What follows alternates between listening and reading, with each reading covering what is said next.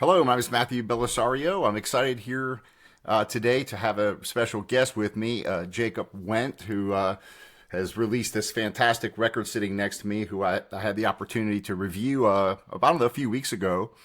Um, so, Jacob, I thank you for coming on the channel, first of all, and taking the time to come on and talk some jazz. No problem. Thanks for having me. Thanks for checking out the record and the awesome review. It's great to be here. Cool. Well, I'll just do a quick introduction. You can correct me if I'm wrong because I get all my information online about all the musicians that I talk to. It looks like you're originally from the Bay Area and you started playing piano probably around the age of 6 years old. And your music interest kind of took you on a different path, including you. It looks like you're a multi instrumentalist from what I can tell. You play bass, drums, guitar. You cite a lot of your influences as being not just jazz, but also R&B and even some rock music. But you cite a lot of the drumming legends of the 50s and 60s, I guess, as your inspiration. Now you've had ensembles you've played all these great venues and, all these different festivals. I see you've played at Yoshi's and the Blue Whale, Fillmore Jazz Festival, a lot of these big venues. That's pretty cool. And now you have two albums as a leader and one as a co-leader, and of course that includes this fantastic album sitting next to me. So thanks again for coming on. Thanks. That's a pretty accurate intro. Thank you. Cool. Well, just tell us a little bit about how you got into to drums because it looks like you started on the piano, correct? That's right. Yeah, I started with piano around 6 or 7, which is great because you can either just keep playing piano or that really easily lets you go and play anything else. So I started with piano. I got into bass and guitar in middle school. And like you said, a lot of rock and pop, R&B, soul, funk, blues stuff. Really no jazz until the end of high school. I had heard, some Frank Sinatra and Tommy Dorsey kind of big band stuff. And I guess in middle school, I got my first glimpse of some jazz playing. Actually, at a local high school, I was playing bass in their jazz band every morning. But it was very traditional Tommy Dorsey, Glenn Miller type stuff, Benny Goodman. Um, and yeah, not really until my junior and senior year of high school that I get more into jazz. And it was just, I actually was playing guitar at that time in the band and quickly realized this rock pop guitar, this is not the same as jazz guitar. I just was lost most of the time and just playing either power chords or bar chords and trying to figure it out. And it was just kind of a coincidence. My senior year, the drummer in the jazz band had left, and we just needed a drummer. And I was kind of the only one that was willing and able to switch over and just try to hold down a beat and see if I can get through the tunes, and just quickly fell in love with it and listening to as many records as I could. And specifically, Art Blakey was really the gateway for me into drumming and all the different ensembles, uh, either that he was in or just people that played with him. And it just really took off from there. And did you actually sit down and put your headphones on and play to the records and stuff to get the feel of that, how to play jazz? Yeah, definitely either the headphones or just cranking the stereo at home. Um, Just yeah, one of the two. There's a few moaning, especially just to get that shuffle feel. That was the most. I think it's a very accessible, backbeat shuffle groove, and it's still swing and it's jazz. But I had heard that sound before on so many other R&B soul type records that the feeling was there, even if harmonically it was different or it didn't have lyrics. It's all instrumental. But playing along to that, playing along to some specifically the Oscar Peterson record with Clark Terry. I remember I had that on some kind of compilation mix CD, and I remember there's a lot of stop time and breaks and hits, and I remember trying to figure out what are they doing. Like I wasn't used to the time starting and stopping like that in a song. It would just keep going. That some Hank Jones trio records with Kenny Clark, and they're trading fours and eights, and getting kind of turned around, like wasn't able to conceive of the song form continuing while they would start and stop like that. So definitely just a lot of listening and absorbing that way. And then, did you have any formal education on the music side that helped you, or are you pretty much Yeah, self taught? a combination. I mean, a lot of I did when I was really young. I took some very informal piano lessons. It wasn't reading music or notation. It was just plunking out notes and melodies on the keys. Um, hearing those rhythms and hearing melodies and getting an idea for how to construct that stuff.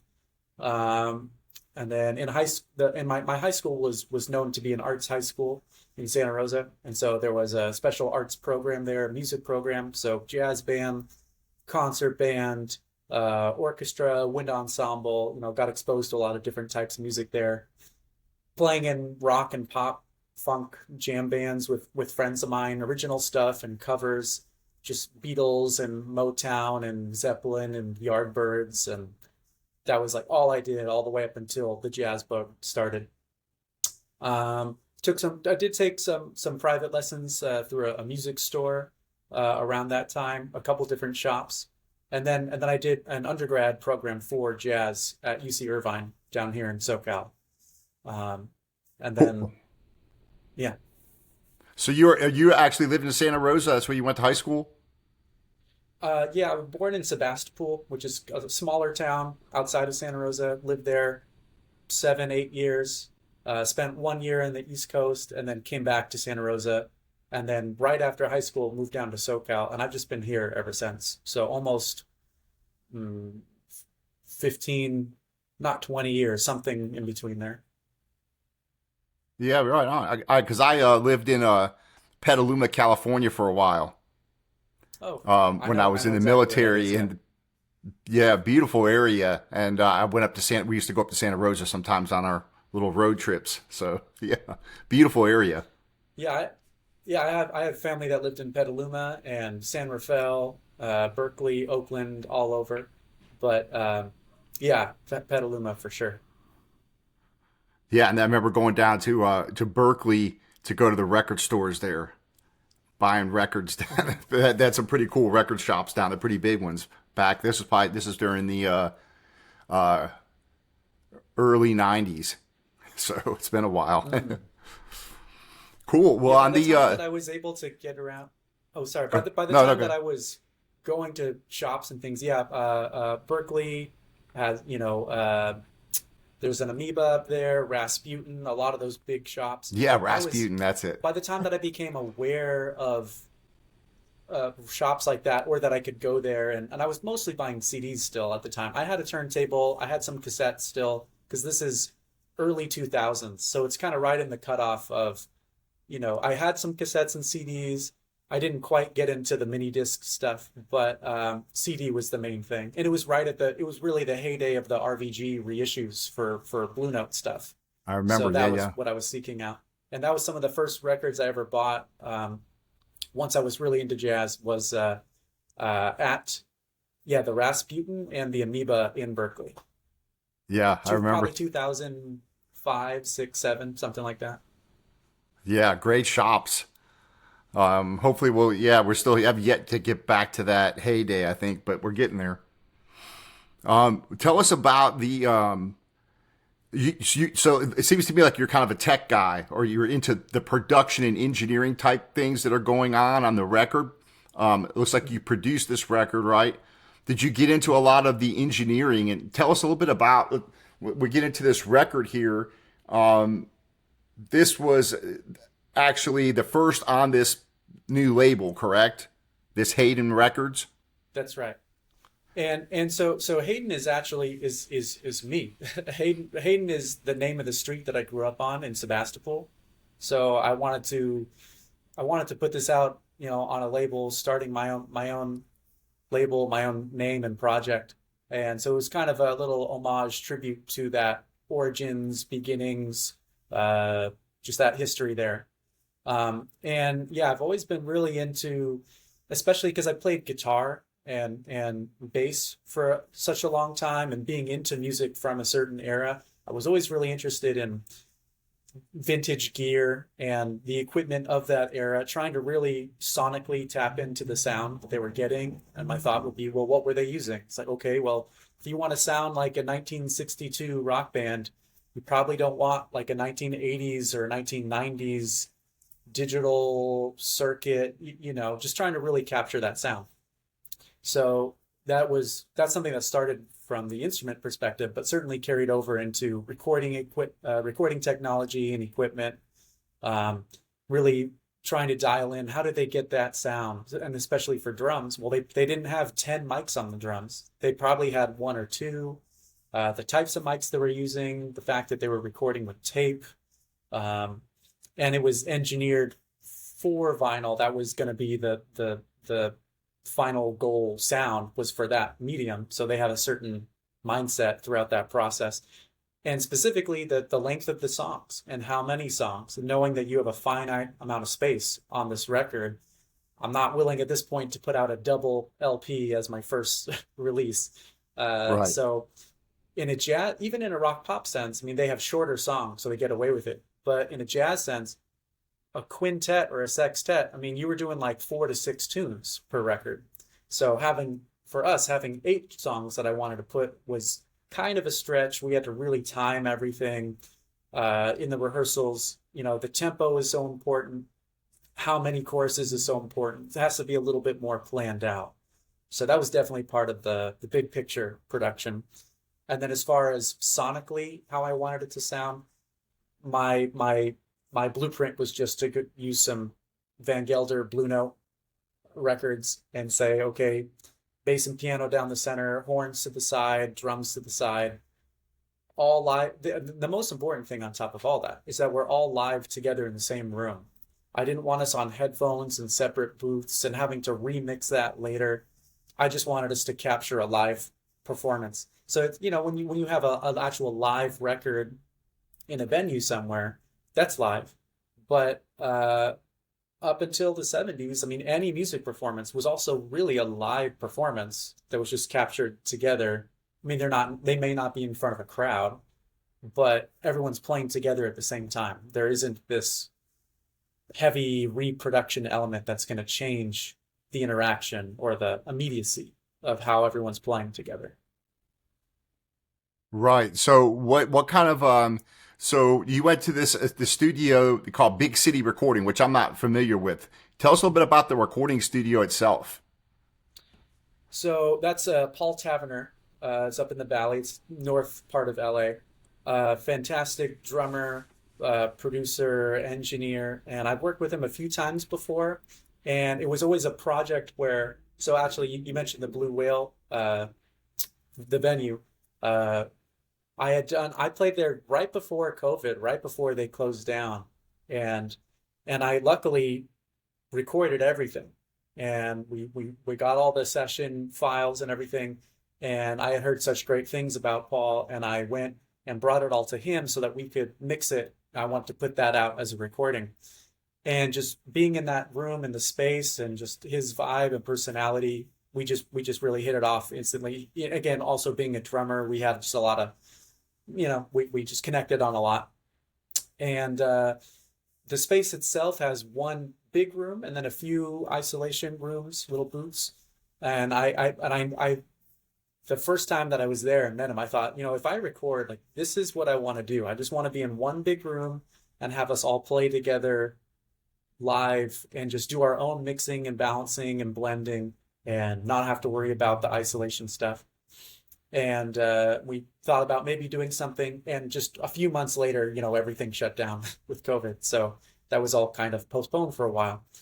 But when I was getting this project together, that was just one of the first places that came to my mind. Is that's the perfect size room. It's the perfect atmosphere. He's so intuitive of all the sounds and ideas that I had in my head. I mean, he worked for Capitol and I believe Sony and a few different like big studios before. So as someone who has done recording work with tape and doing it in that analog sense, even if you then go and do a digital recording, like it's like knowing all the rules, or not the rules. It's like knowing how to use the real equipment instead of just knowing how to use plugins or how to mess with things digitally, you know? So someone like that with the real hands-on experience and years of expertise, I knew that's going to be the right spot. And you get the right players in that room. And I mean, that's it, it's roughly the size of the Hackensack studio that Rudy had, where it's just someone's living room, his parents' living room, and you Right. just make that space work. And you're playing, responsibly together. Yeah, it's interesting because you're actually the second drummer I've had on this channel. The first person that I had on this channel that was a drummer was Simon Phillips, who I'm sure you know who that is. And he came on and he was talking about, because he started back recording with tape, and of course, he's recorded with a lot of different people. But he was talking about on that interview, he talks about how you can get that sound, that analog sound, with digital if you know what you're looking for. First of all, how you want it to sound. You're so familiar with that analog tape sound that you can get that with the digital equipment. And he talks about even with the 24-bit now, where you have the advancement in digital technology, that you can really capture that same sound pretty much. And but yeah, I think that experience that you were talking about that he has probably is that similar type of thing where he knows what he wants to get out of that recording environment. So that's pretty cool. Tell us about the guys. So how did you put the musicians together for this? You've got Harry Ostrander on trumpet, Jimmy Amerzian on tenor sax, Doug Carter on piano, David, I hope I'm pronouncing these right, Reynoso on bass. So tell us a little bit about how did you assemble this great set of musicians here for this record? So all of them I had known for a long time through just tons of different gigs that we would do. I was running a jam session in Long Beach for about 10, 11 years. It's on a little bit of a hiatus right now. But so each of them had at different times been in that house band. We had done tons of original projects together. Doug and I still are in a piano trio that's been together for over a decade. And that's one of the first records that I ever was on, was with that trio a long time ago. And about not quite 2 years ago, something like that, there was this one gig that I was going to put together. We actually just played there again last month, called Collage. It's a really cool, like an arts nonprofit org in San Pedro. And I was just putting this thing together and had been using just different players whenever I'm assembling stuff. And honestly, it was just that one night. This was the band that I happened to configure. I had played with each of them before. I had played with Jimmy and Doug together, but maybe without David, or I played with Harry all the time doing the jam session house band, but not necessarily with Jimmy. All that to say, we had all known each other, but we got together for a rehearsal before that gig here in my apartment.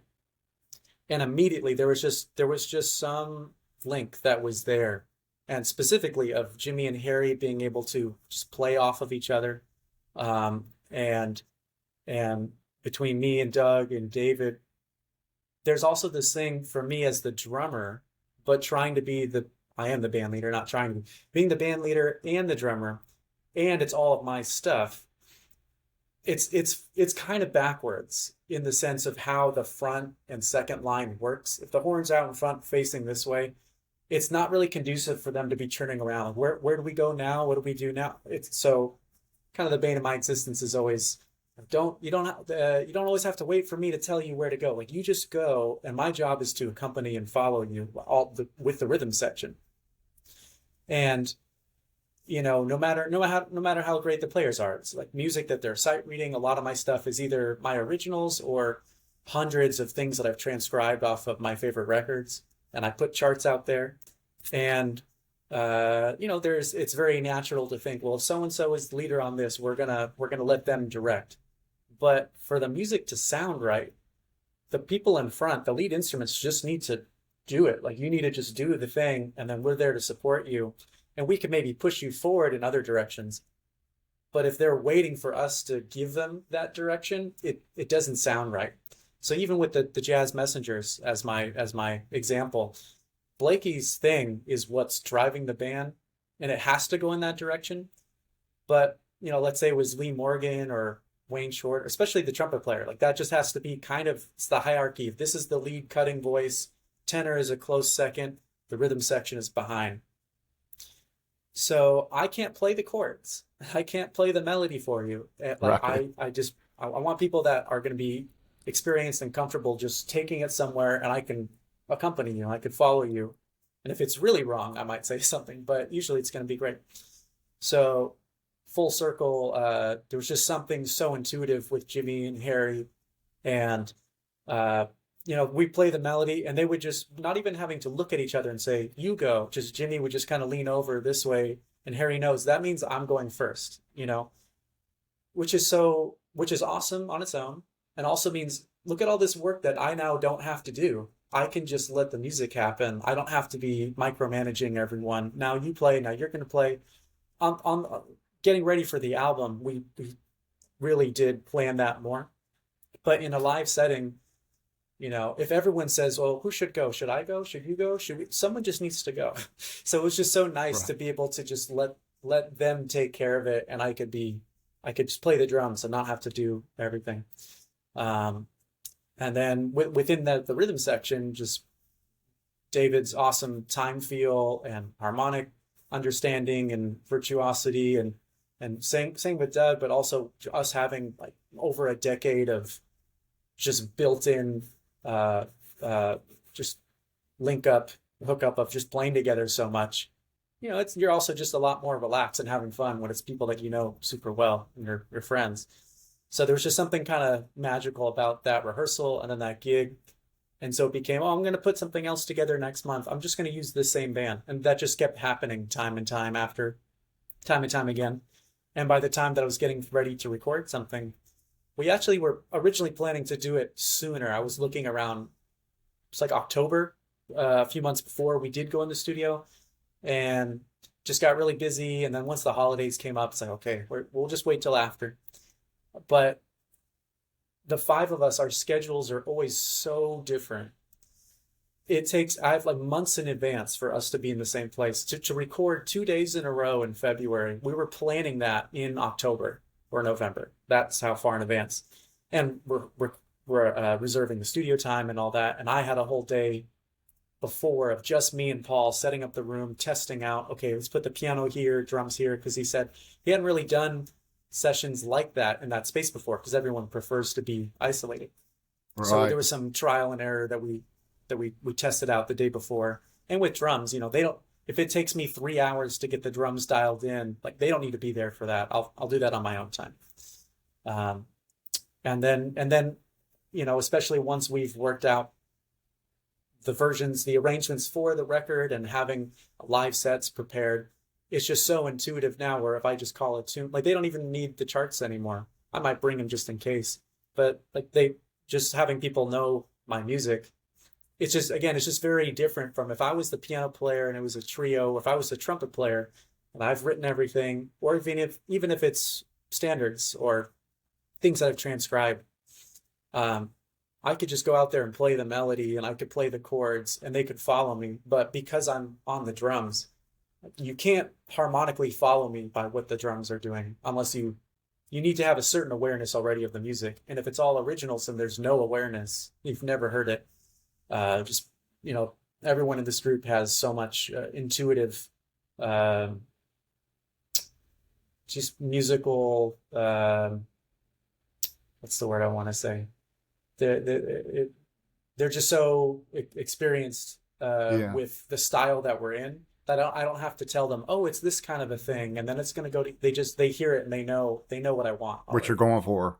Yeah, They can pick up. It's a very intuitive communication between you guys. mm-hmm. Mm-hmm. And especially just it's a lot of it all comes down to trust as well, especially as a drummer, because if it's like sax solo that's getting kind of out. Maybe the piano player drops out or the guitar player, or maybe a bass will stop playing and becomes a sax and drum duo. But if the drums stop, people get very uncomfortable. Right. So like there's always this feeling like I'm always horn player plays and then they chill. Like we're rhythm section and drum specifically, like we're always on and we're always keeping time, marking the form, however much we're disguising that or massaging it around the edges or not. But to know that I don't always have to be so deliberate and just spoon feed everything, and I can stretch out, and I have that trust with them that we still know where we are, even if, or that we're all willing to just get lost and figure it out together. On the Cretaceous tune, it's very different on the recording than how we do it live because of the time constraints. Oh, And right. it's totally Makes different sense. every time we do it live. And we never know how it's going to go. It always starts with a bass thing and then melody and maybe piano. And then from that point on, it's just, let's see what happens. Um, but So, there's always this question for trust you. that I know it's going to be fun. Mhm. Right. So, when you decided to do this record, what made you decide to do all originals rather than, with jazz, like classical music, there's a huge canon of standards, right, that you can pull from, and of course, you probably studied, like you said, you transcribed so many of them. What made you to just go ahead and decide to go all in on all your own songs rather than mixing them with standards? A big part of it is, I mean, and I love playing standards and American songbook stuff and jazz compositions and stuff from my favorite artists. And I've been doing that for a long time, specifically with the jam session. I would do originals there too, but that was already like I was already taking arrangements off of records of my favorite artists and playing them all the time. And even if we get the charts really well and we play it really well, it's like there's already a recording of that song by the artists who wrote it that are going to play it better than me. Like I love I love playing that music and listening to that music, but for me it was just a thing of if I'm going to present myself of this is what I do and this is who I am, I want to do that through originals, and like we're still going to be playing non-originals on the gig, but we got a finite amount of time on the LP, and I really want to use that to present who I am and what I have to contribute. Not that you can't say something on someone else's music also, but that was an important thing for me, um, especially as a drummer, but also composer, band leader. I and not just drummers, because there's non-drummers that do this too, but I I didn't want it to be like a cliche, like, oh, a drummer put a record out and it's all standards, or it's all written by other people in the band, or it's like heavy math music, drummer music for them to just blow. I take almost one drum solo on the whole record. And that was kind of also by choice because Yeah. the music that I wrote, I was hearing horns and piano solo. Like I was hearing 50s, 60s hard bop stuff. And there's drum solos in that, but not on every song. And especially if I have eight of them and only two or three people are going to solo, it's not going to be drums every time. So I wanted to really, I kind of wanted the record to be, I won't say the main thing was on the compositions, but that was a takeaway that I was hoping people would have. It's like, I play the drums and other instruments too, but composing and arranging and just kind of big picture band leader, producer, um, I have interests outside of just playing the drums. Right. And what comes through on that record, this record has a very, very um, authentic sound to it. I was very impressed when I listened to it. And it really, to me, came across as almost like an instant classic in that it has that vintage sound. It sounds like those Blue Note recordings. The playing on it's fantastic by everybody on there, and the songs, the heads are pretty catchy. Like you can sing them. So how did so you wrote all the parts out for these different instruments on did you write, so you wrote out the head arrangement, right? And then you just wrote in and allowed improvisation for the trumpet, for the tenor sax. Is that kind of how that worked? Or did you write everything out exactly how you wanted it and then let them vary it How did that work? I'm always curious as Yeah. to. Um, well, first, thank you for saying that about the record. And yeah, it was very. I was trying to just have everything be very authentic and natural, and I think that's the main. It's that all stems from like, we're in the same room together, we're in the same space.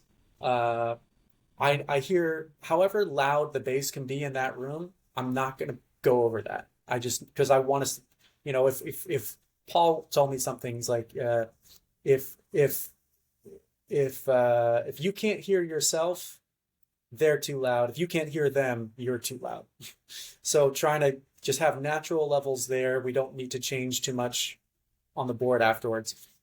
As far as writing the tunes go, again, I've been almost over a decade now, just taking Blakey records, Horace records, Wayne, Lee, Freddie Hubbard, Dexter Gordon, just all the quintet and sextet music that I really love.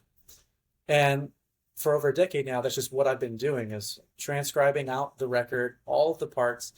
One of my teachers at UCI, Kei Akagi, in my composition classes with him, he really focused on, we're way past the era of just a lead sheet style. Here's melody with chords and you're done.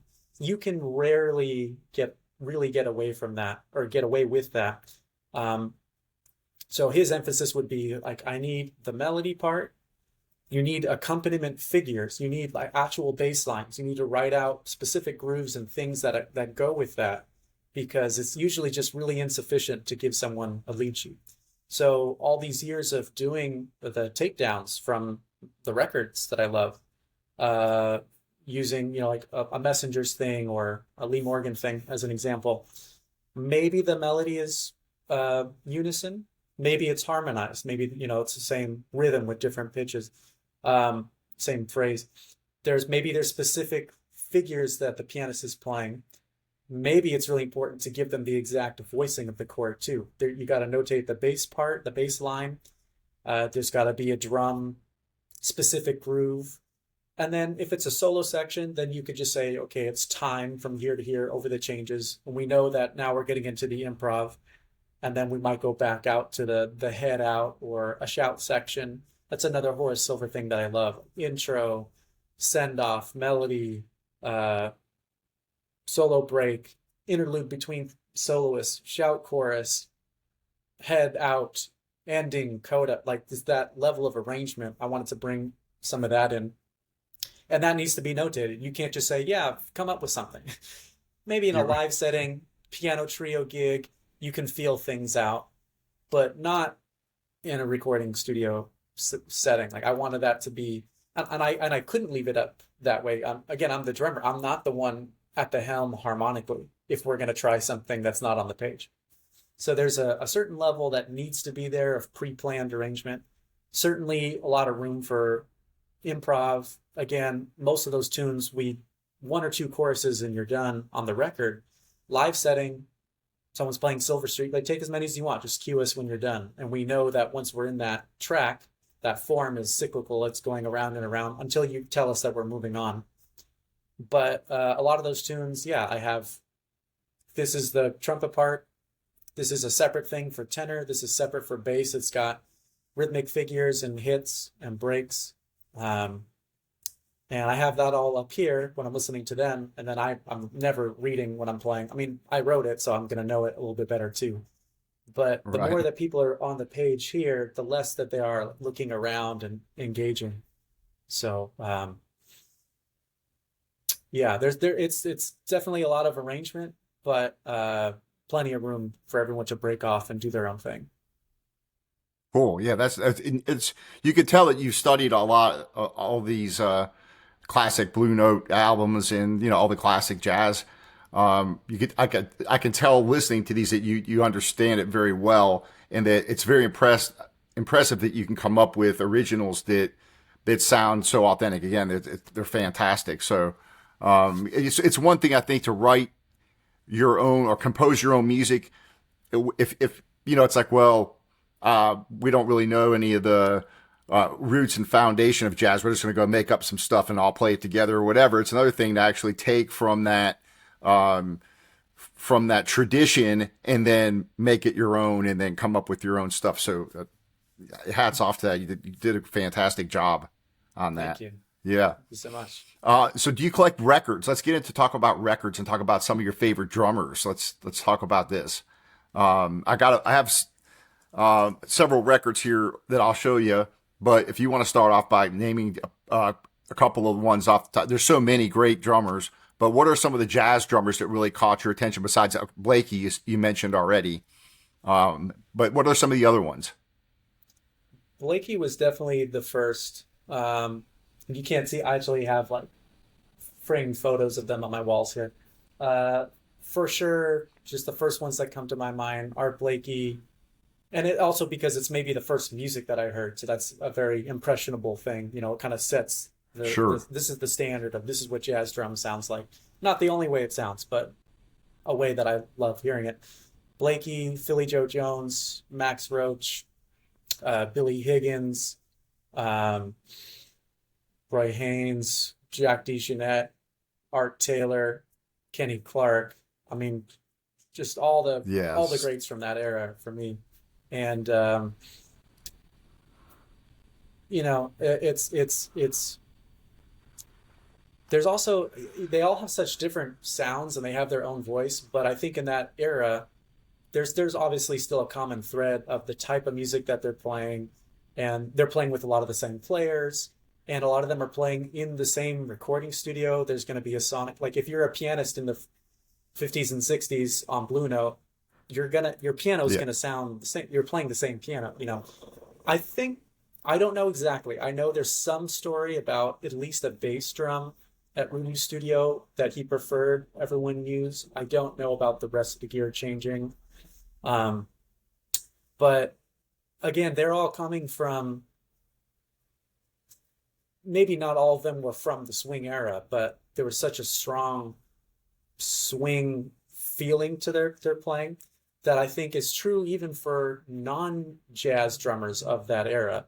Because in the 50s and 60s, the drummers that became the rock pop drummers during that time, they didn't have rock drummers to look up to. Like they were looking up to Buddy Rich and Right. Gene Krupa and Baby Dodds and Max Roach and Elvin.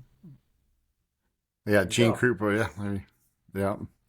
So there's a certain feel. Like you listen to Bill Ward on Black Sabbath, he's got this triplet swing feel. Like especially that first record, like he's playing the jazz ride pattern and backbeat and triplet fills and shuffles, and because that's how people played drum set. The drum set's the only instrument created for jazz music. Everything else kind of got repurposed into that. But the thought of one person playing all the parts together with a certain feel was specifically for jazz. So if you grew up in the 40s, and by the time you're in the 50s and 60s, even if you're playing rock or pop, you've heard drummers play swing music.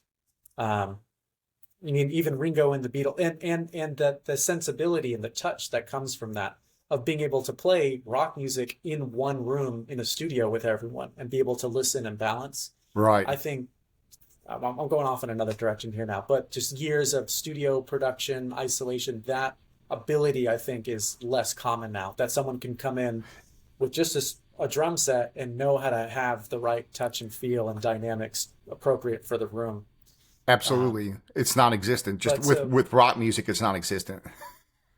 right. So as far as going back to records and drummers, like I mean Motown and Stax, Al Jackson Jr. and Benny Benjamin and Pistol Allen, like they're I mean they were also jazz players too, but even if they're playing not jazz music, they can just get a certain sound that, you know, and for me personally, the smaller drums tuned higher with thinner, lighter hardware, it lets the cymbals ring more. It's not muting the drum at all.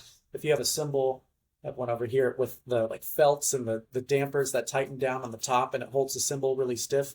They weren't using that. Like a cymbal could just move freely and ring more. And it's a certain sonic effect that you get. And even something like drumsticks just being like thinner and lighter, like you had more of a touch, but also like your equipment was just different. It's like, you know, a Model T Ford is not the same as a Mustang, is not the same as a present day Ferrari, you know. even if you're driving on the same street.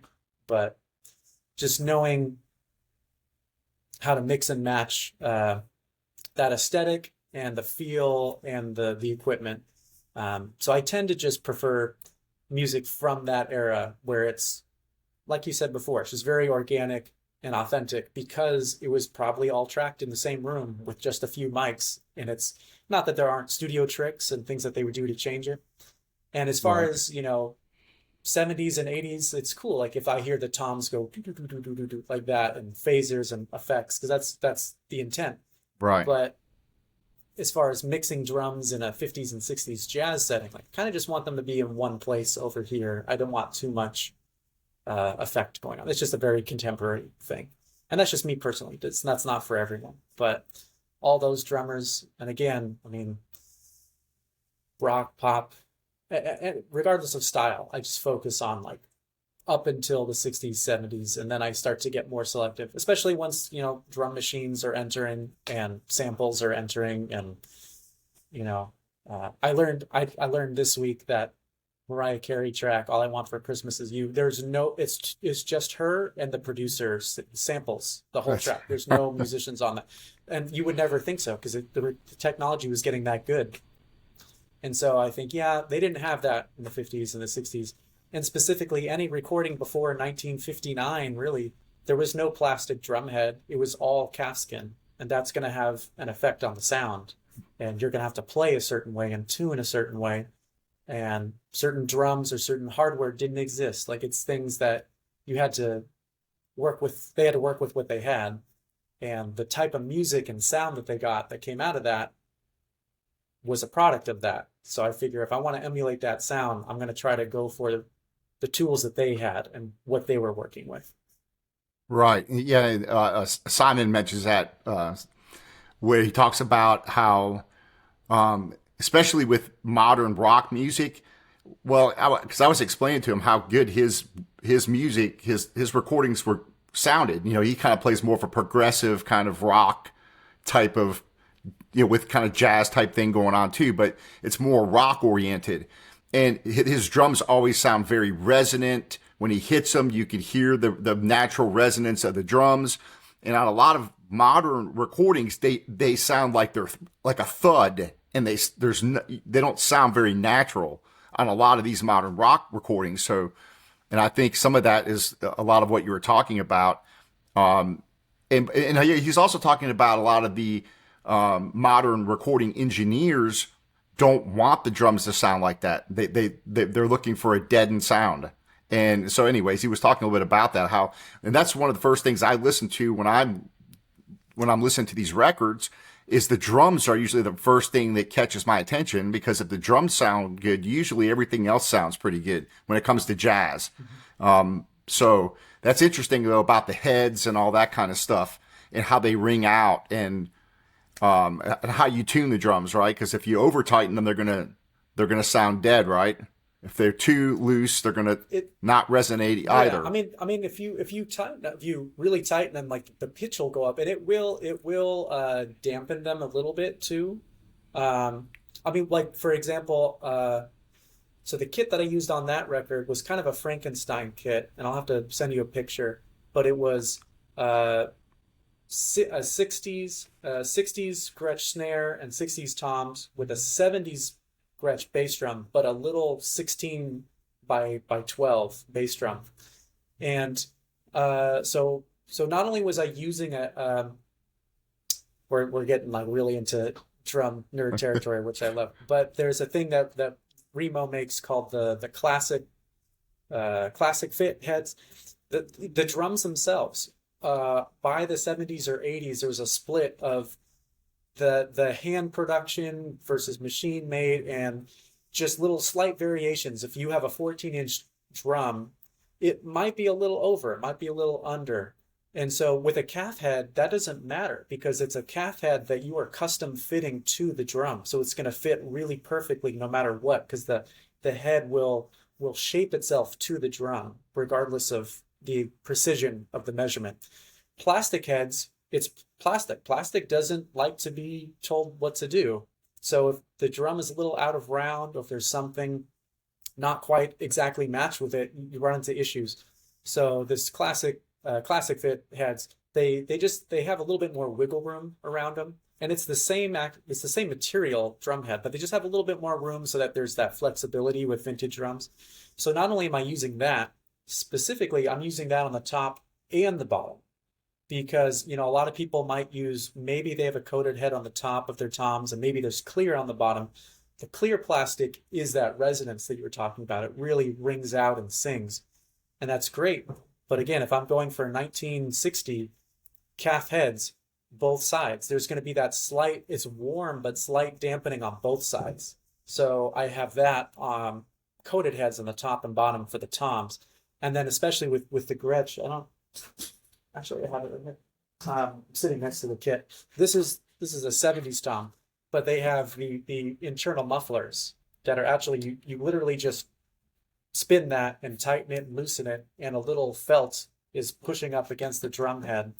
And so you could just literally dial in, like, how much resonance do I want, how much sustain or how muffled do I want that to be. Oh, that's pretty cool. So Yeah. just the technology, and you have one of those on the snare too. Instead of using tape or moon gels or something that to me sounds like too The gels, aggressively dampening. Yeah. So that's a part of it. I mean, the type of cymbals and the size, I prefer a 20 or smaller, but for a ride cymbal, Okay, so I had a question about the jam sessions. You say you run a jam session, or you used to, or you're on hiatus now, right?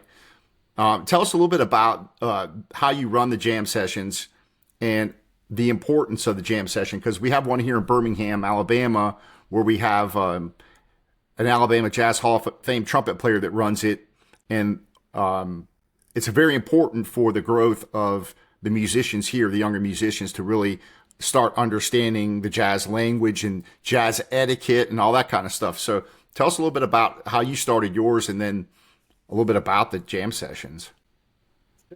yeah, my the Long Beach Jazz Jam, which we started in 2013, I think, at a coffee shop just near where I lived in Long Beach, and it was actually with Doug Carter, piano player, and Blake White, a really good bass player and friend of mine. And I started it kind of just as a way to have initially just to have a place to play, and we were working on a lot of original stuff for that record and arrangements that we had worked up, and I wanted to just open it up and have people come and play, with no expectation or thought at all that it would go on for over a decade. But historically speaking, the jam session was just somebody's gig. Somebody was playing somewhere, and they would just let their friends or players come up and play. And that kind of, it just necessitates that people know the music, that they have an understanding of, if you're on the bandstand somewhere and you're allowing people that you may or may not know to come up and sit in with you, like it's still like it's got to be professional level work and playing. So I think there's a big shift now. I think there's kind of this expectation that there should be jams everywhere and that everybody should get to play all the time. And I mean, this starts to get a little controversial, but I think the way that I started doing it after a while, because I tried a lot of different configurations for the first couple of years. And after a few years, I landed on, if I'm doing all this legwork to make this thing happen, I want it to be with a certain instrumentation. I want a quintet or a sextet. I want to be playing this kind of music. I want to really present something at a high level during the house band. I don't like, with Doug and Blake, we had material worked up. And then over the years, as it moved around to different venues, and I had different players with me in different bands, maybe it was a guitar trio or a different piano trio, and we would just call tunes and just keep it, super light, and we'll figure it out on the gig. And I realized that is a jam session. Like if we're playing a house set with a house band, like we need to put on something that people should want to listen to. And if you're calling tunes, save that for the jam. I think there's so many gigs now and casual work and different things where the norm now is that any gig is just like you're jamming with the people there. And I'm not saying every gig has to be super planned out and high level production and charts and intricate music that needs a rehearsal, especially, if the budget doesn't really support that. But I really wanted to, for this jam, an element of it to be, it's not just a jam session. You're going to go hear some good music with a band, and it's arranged and it's hopefully rehearsed and it's polished. So and having the 5 or 6 people in the band necessitates having charts and arrangements. You could just call tunes, but with 3 horn players, do you want to take the melody? Okay, you're going to ad lib some background. You're going to do this. No, I wanted like real worked out stuff for our house set, and then let the jam be loose and we could figure things out with the caveat of the rules. And not everyone does this, but for me, it was really important. The rules are like no reading. We could play Sunny Side of the Street. We could play Take the A Train. We could call it blues. I want it to be accessible, especially for younger players. But everyone needs to be held accountable to that same standard of this music deserves more from you than just reading it out of a book. And if you don't have it up here yet, that's okay. But maybe you're just not ready to go to the jam. Certainly come by and listen and talk to people and get the feeling and the vibe. But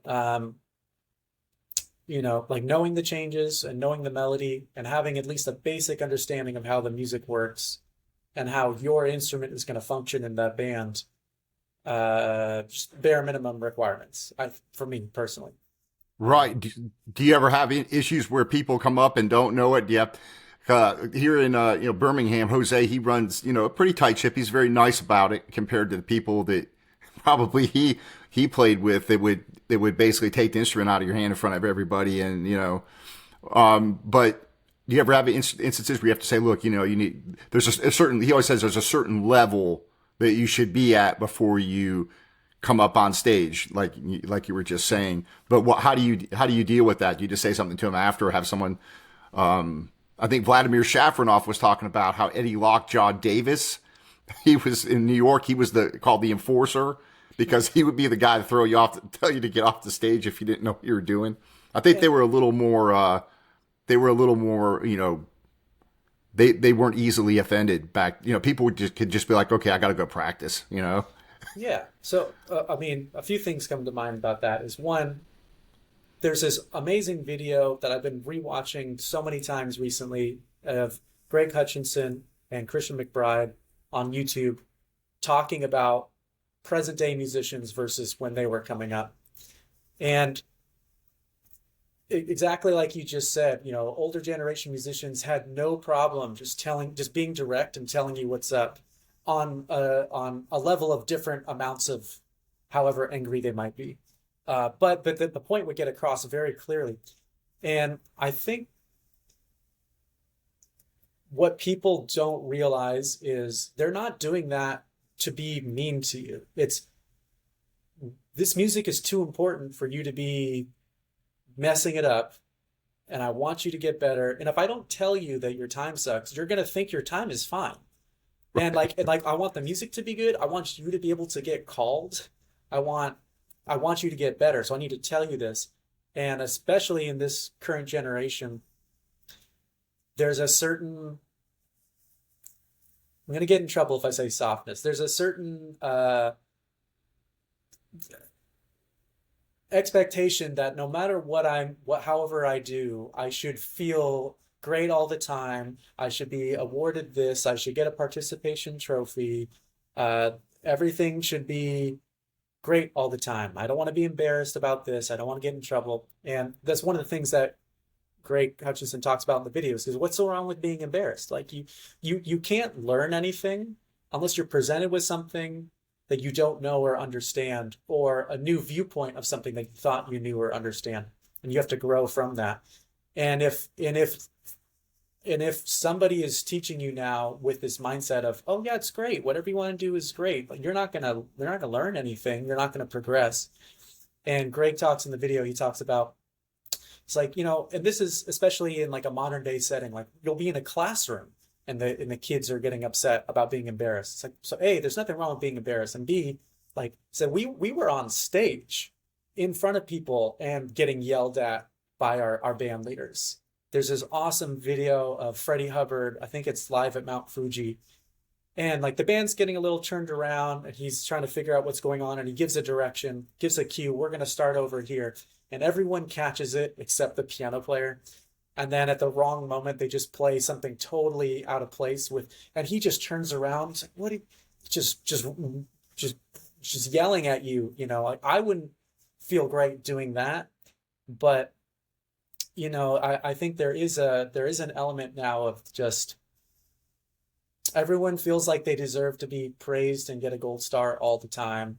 And I don't want to sound too bitter or anything, but right, yeah, no, it's just not the case. Like especially at an era back then, like this is also work. This is also I'm a professional, and this is the standard that we all need to be at. And if you're not cutting it, I'm not telling you just to put you down. I'm like you need to step it up to be here. And somebody would walk away from that going, yeah, I really got to get better. I'm going to go do that.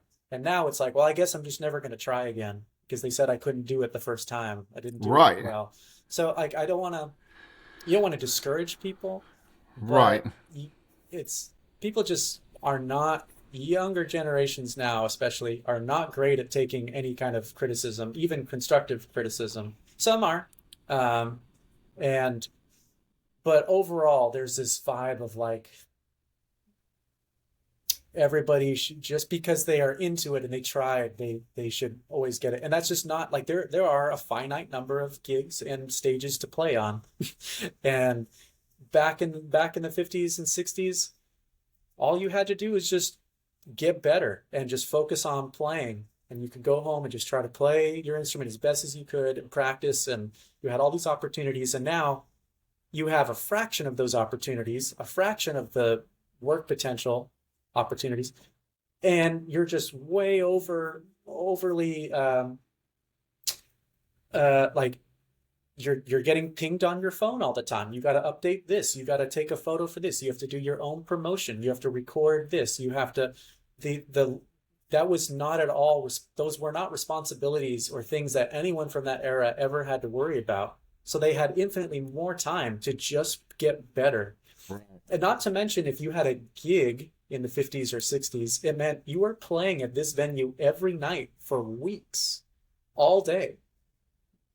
Not a one-off thing that's happening in 2 months. Like if you had a gig at the so-and-so club, that meant not only were you employed and you had some income, that would give you the opportunity to just practice and rehearse all day and then get better every single night. It was that the profession itself was more interwoven with being able to get better at the profession. Where now the expectation is you already have to be top level and you get one shot to come in and do it. And if you don't do it right the first time, you do not get called again. And that's a lot of pressure to live up to. But if you go in there thinking like, well, I'm on the thing, so I must be already on the levels. Not always. Right. I mean, myself included. There's older mentors of mine that were around from that era telling me what the expectations were of you at the time and how much work opportunities there were and just how much people were playing all the time. To bring it back to the jam sessions, Donald Dean is a drummer who's still here. He lives in LA area. Eddie Harris, Les McCann, Cole Ducktime, Harold Lamb, tons of great artists. Kind of a mentor of mine. And I was telling him once, I was looking through I have stacks and stacks of old downbeat magazines and old newspapers because I always loved going to the source. And he was here in LA in the 60s, and I would tell him, yeah, I'm seeing all these ads for jam sessions. Some that go from like 12 to 2 in the morning, some that go from 3 to 6 a.m. It's like, this one has a Sunday jam from 8 a.m. to noon. Like, Donald, who's waking up to go to a jam at 8? He says, no, Jacob, you have to remember, back then, you would finish your gig wherever you were working that night, you would finish 8, 9, 10 o'clock at night. And then a club would open down the street at that hour so that you could go and keep playing. And then they would close, and some other restaurant would open up at 3 to 4 and 3 to 6 in the morning so that you could go to a new spot. And then someone else would open up from 8 to 12. So it was just, you never had to go home. There was always somewhere to go and something to do. And these businesses coordinated that. Like, we know that this is going to end at this time, so we'll start at this time. And he said, like, you would leave your house on a Friday night and you would not come home until like Wednesday, because you were just hopping around. You could like nap for a few hours here. You can get some food here. You can get some more drinks and keep playing. And then you were just always on. Like, you never, you could still practice on your own at home maybe, but you almost didn't have to. Like, you were playing all day, every day, your life. That's just what it was. It was the thing that you did. And now that's gone. Like, there's nothing like that at all. And financially speaking, like, it's totally gutted. And if you're not already a huge star with 1 million followers and doing your own, you have to do your own promotion, you have to do your own ticketing, you have to bring your own crowd. These were not things that anyone back then had to deal with at all. Right. So as far as when you think about that in a jam session context, it wasn't for students and young people and people getting into the art. It was like, this is a professional level thing. So it's very important to have a space like that, to have it be something that younger players can go to and to develop, because it, they don't have anywhere else to go now anyways. But it can't be so, I don't want to say watered down. It can't be so open and loose and anything goes, to the point where it's no longer really doing the thing that it's meant to be. Because if it is going to be a super, let's say entry level, if it's going to be not as challenging or demanding setting, I think that is something that is almost better fit for a classroom. And that's what I teach at a number of schools. And I think it's very important to have that there too. But the term that you use, bandstand or stage, oftentimes there isn't physically a bandstand or a stage at these places that we're at. And so people lose track of that thought of, you're still performing, you're playing music, and it's for an audience. So whether you're in a situation that's super background or something that's on stage and there's 100,000 people, it's the same 12 notes. Like, your instruments should still sound as good as it can be. You should get as good sounds as you can. Your time and your feel and your touch should still be at a very high level. And it's like, you don't have to be the star of the movie, but if you're doing like a background acting gig, you have to do that as well as it can be, as well as you can be. You can't, and you have to know the constraints or the parameters of that specific job that you're doing. Because if you do way too much, well, that's not going to work, and you're going to get fired, and you can't be the background actor anymore. You have to know like what the focus is supposed to be at that time. Doesn't mean that the music is going to be lower quality. It just means that there's maybe less of a focus on the music in that moment. But I think with that mindset, oftentimes, I guess this really depends. I don't know about how the jam is there in your town, but maybe it is a focus thing where everyone's really paying attention. Maybe it is kind of in the back, like ours was more like kind of in the side of a bar or something. But the bandstand is kind of a sacred space where, like, if you come up here, like, I need 100% of your dedication to be right here. And if you're reading changes off your phone, A, they might not be the right changes. B, they might not be the same changes the other people are playing. And see, if you're here, you're not here anymore. Like, you need to be in the conversation with everybody, not having like 12 Zoom videos going on and like, say similarly with the recording style that we did. Like, I need us all together, not separated like that. So that's, to go back again about your question about situations where has that been an issue or talking to people. If it's someone I don't know, I always say what we're about, and these are kind of my guidelines. make sure you're cool with that. Are there some tunes you're comfortable with? And oftentimes people will say, like, oh, I don't really know a ton of tunes. I might even tell them, I want you to be here still. I want you to check it out and listen. I want to introduce you to the people that play your instrument. But if you're telling me straight up you don't know any tunes without reading, I can't have you come up yet. Yeah, I have a chart or a list of 20, 30, 40 songs. Like, here are some example tunes. If you can pick a few of these and come back next time, I will try. I can't guarantee. I will try to make a situation for you where you could play one of those with some players here. Right. If they come back again, they're like, yeah, I didn't do that yet. I guess you don't want to do this. Right. Like, this is what you have to do this. And if they come back a third time,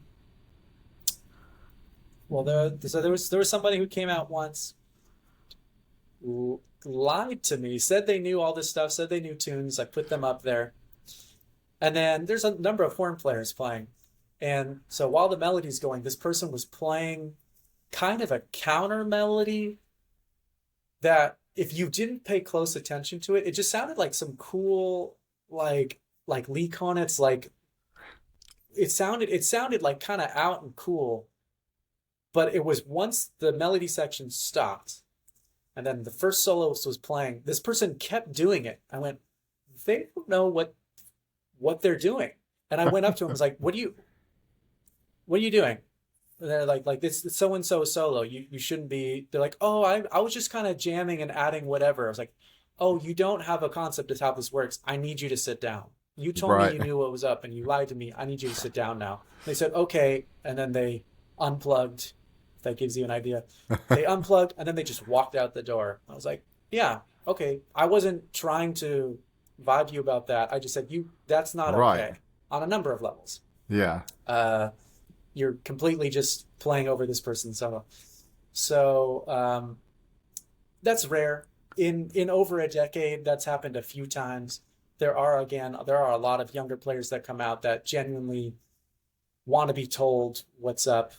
Again, going back to the Greg and Christian McBride video, in that era, the people that we now think of as the greatest, or, especially this type of hard bop stuff, those were active working musicians and they were players at the time. They were doing the thing.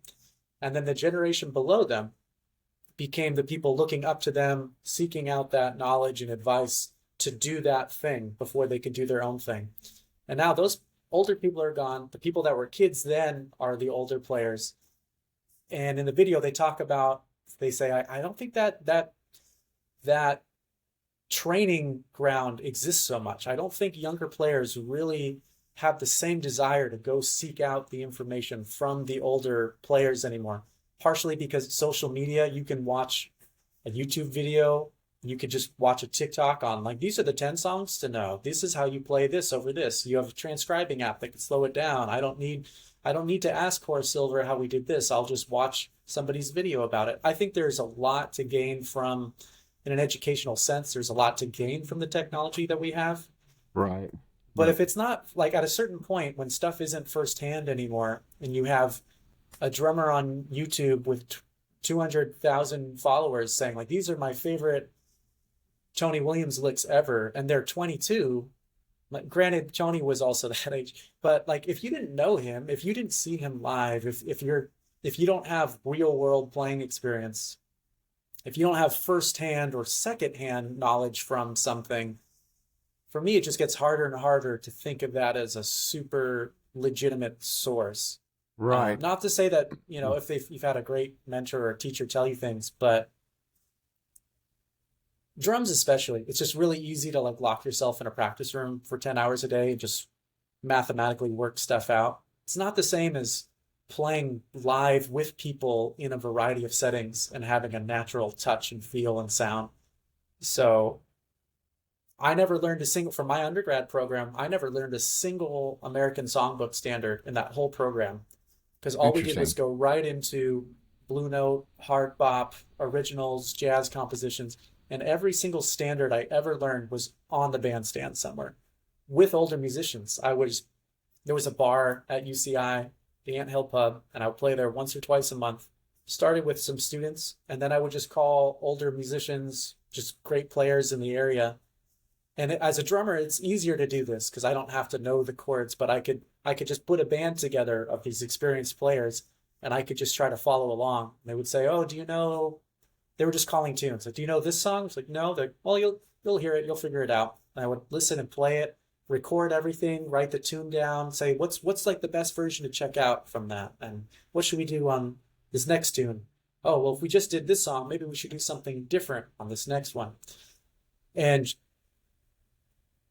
on one hand, to be fair to the younger players, there's not a lot of opportunity to learn that way anymore. But I also just don't see a desire to learn that way anymore. They think, well, I've already got Instagram and I've got a phone and I could take my photo and I could make my own flyers. So now it looks like I'm doing just as much performance work as these professional people. I guess I've made it. Or I guess, I need to present myself like I've already arrived, which is the business side of what you're supposed to do when you're advertising something. You don't want to say, yeah, I'm only 22 and I'm still in music school now, but I'm okay, but you should totally come to my gig next week. Right. Because it doesn't translate. You need to say, yeah, I'm the shit and you should come check me out. But in reality, like we're not yet. We have a lot. I'm not. Like, I mean, I'm okay. For official promotional purposes, I'll say, yeah, this is a great band. Check it out. But like I'm not Roy Haynes or or Art Blakey or Louis Hayes or like any, it's I don't want to make comparisons in that sense. Sure. But But there's a yeah, certain traditional handing on of the jazz tradition that's, I think, that's part of that. Some of that can get lost. That you have those mentors or those people on the bandstand that can teach you, or you just learn by watching. Like Jose says, his dad owned a jazz club here in Birmingham.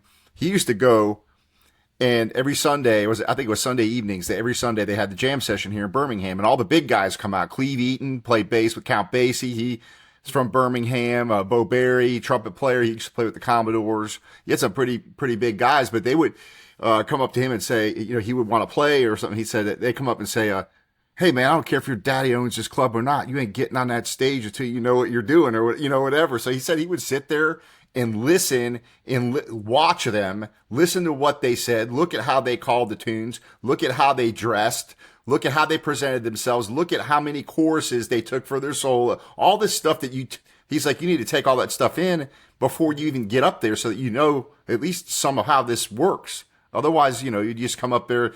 Like he says, people don't need to come up on the bandstand just to be seen. You come up to contribute to the music at a certain level.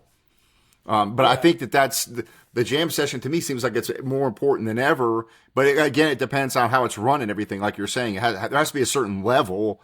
Otherwise, you're not really passing on anything that's worth passing on, right? there's so many awesome points you just made. One thing that I want to come back to is the dress element. But yeah, just the fact that it's so fun and enjoyable to play the music. But when you're on the bandstand, it's not a game. And I mean, big picture, you can like musically play, have fun and play little games with the people in the band. But the uh Joe LaBarbera, I was studying with him a bit at Cal Arts. And he would say, like you're on the bandstand and it's not really this way, but it feels this way. Like you're on the bandstand and everything is life or death. Like not in a like cutting aggressive way, at the end of the day, it is music. But when you're up there and you're presenting something, and if you're in a club and people have paid to come in and sit and watch this, like people don't go to the movie theater if the movie is not like a great professionally made movie. Right. And just that presentation and the responsibility that we have to do right by the music and to want to share that with people, but the wanting to share it and have it be accessible to all, I don't think should be at the expense of what the product is, or like what's more important, that you make a recording and get it out there, or that it's something that deserves to be out there, or just some of the points that you were making made me think of some other local players that I know, teachers, mentors of mine, Ron Stout, trumpet player, and Jerry Pinner on sax. I mean, both of them, I think, were in the Woody Herman band. Ron was on some Horace Silver records at near the end of Horace's life. And so that, they're certainly people that I look up to as they've lived that music. And so much of this music, you have to have lived it or really experienced it to play it authentically. And I'm not saying at all that I'm like the most authentic. I've lived this music, but I've certainly had a good amount of experience, not as much as them or many other people. But I've a few times, and Ron has a very kind of loose, open jam session that he'll do. And a few times I've played in the house band with them and never on drums. I've been on bass, which is not my primary instrument, but I own a bass and I was available for it and he asked me to do it. So I'm there and Ron is very old school. It's like, we're just calling tunes. Like you just have to know tunes. And he said, or do you have, he held up the phone. He's like, do you have the little helper? Like in case you need to change. He's like, oh yeah, I'll always call it the little helper now. I said, yeah, I mean, I know a number of tunes and I could look up anything else. In addition to that, we're outside. It's cold. It's loud. The drummer is an hour late. So I'm playing not my main acts without drums.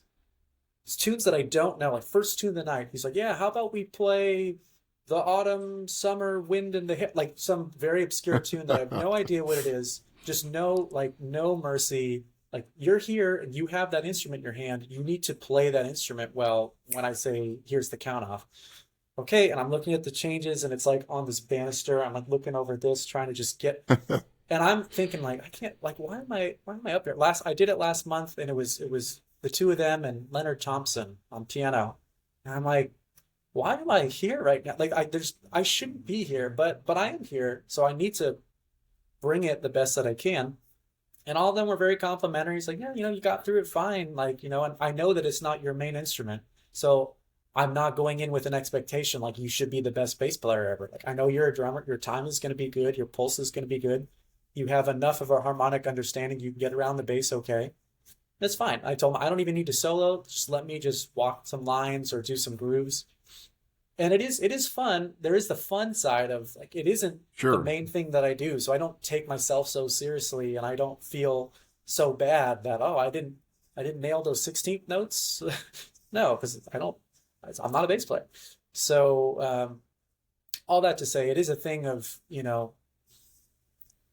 doing prep work and homework. And he's like, it's okay, just because you have a car and keys and you can reach the pedals doesn't mean we give you a license. Right. Like you need to, this is a serious thing. And, that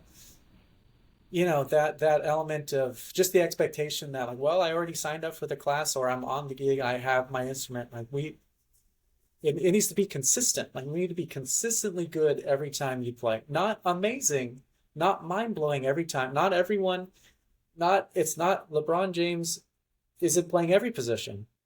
Just like it needs to be consistently good and functional and you need to be a good hang and a nice person and all these things and have reliable transportation. But drummer was really late.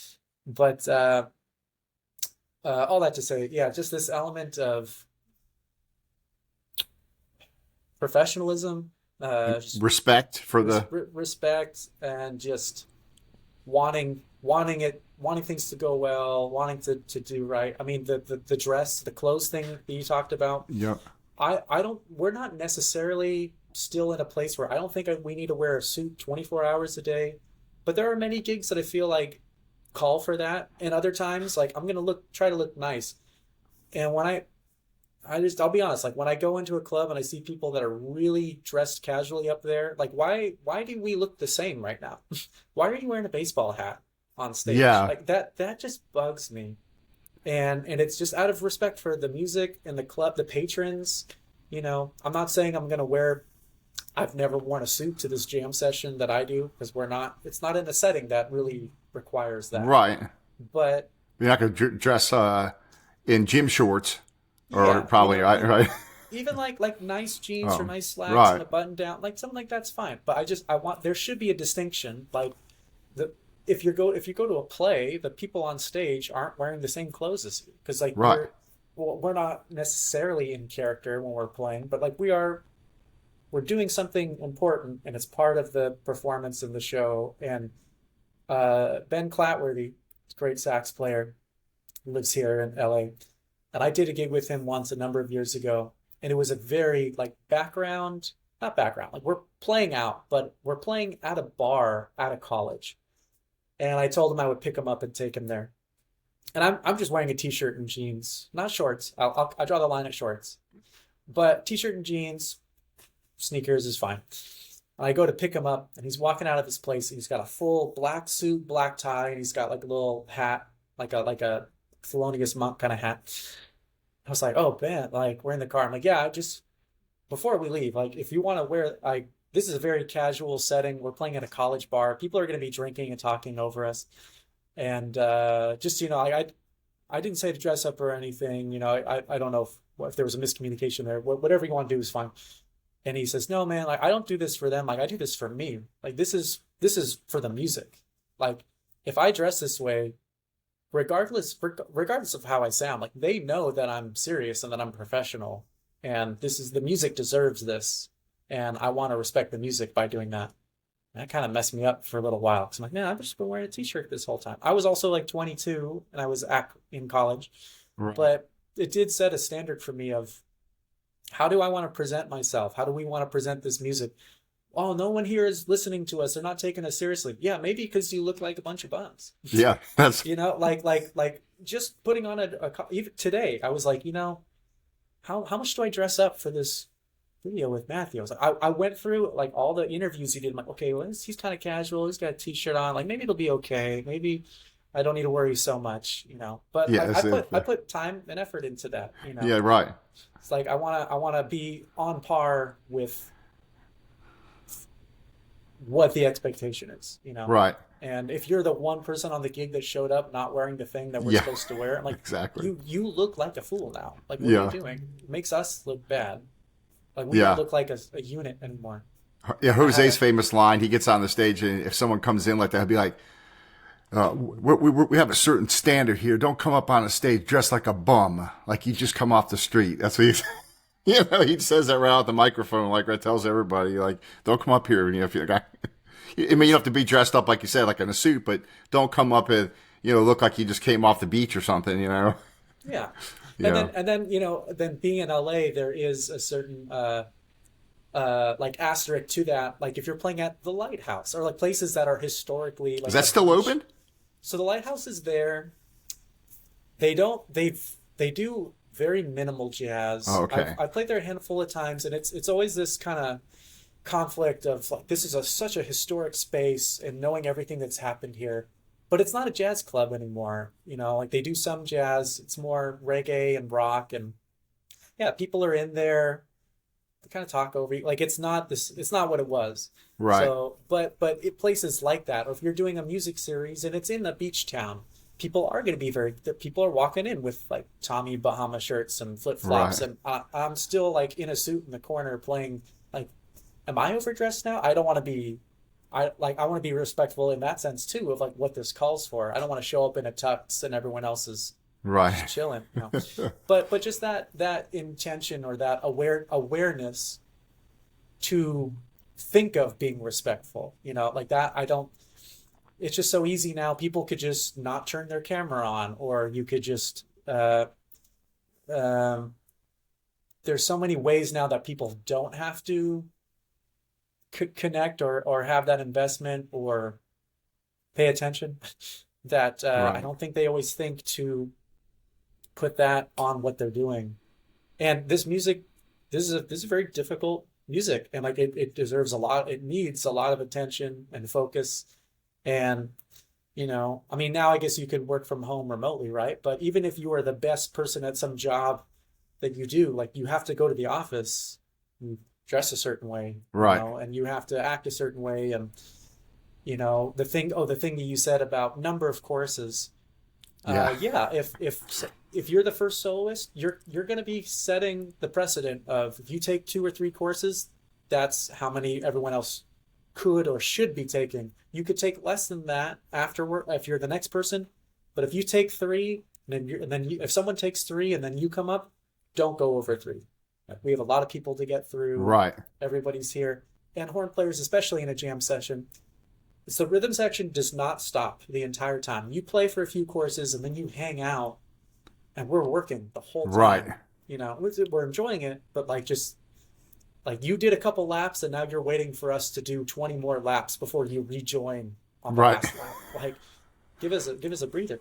So pacing a set, knowing like what tunes are good starting tunes, how to connect it, what to end with, how to engage with the audience before and after tunes, not too much, not too little.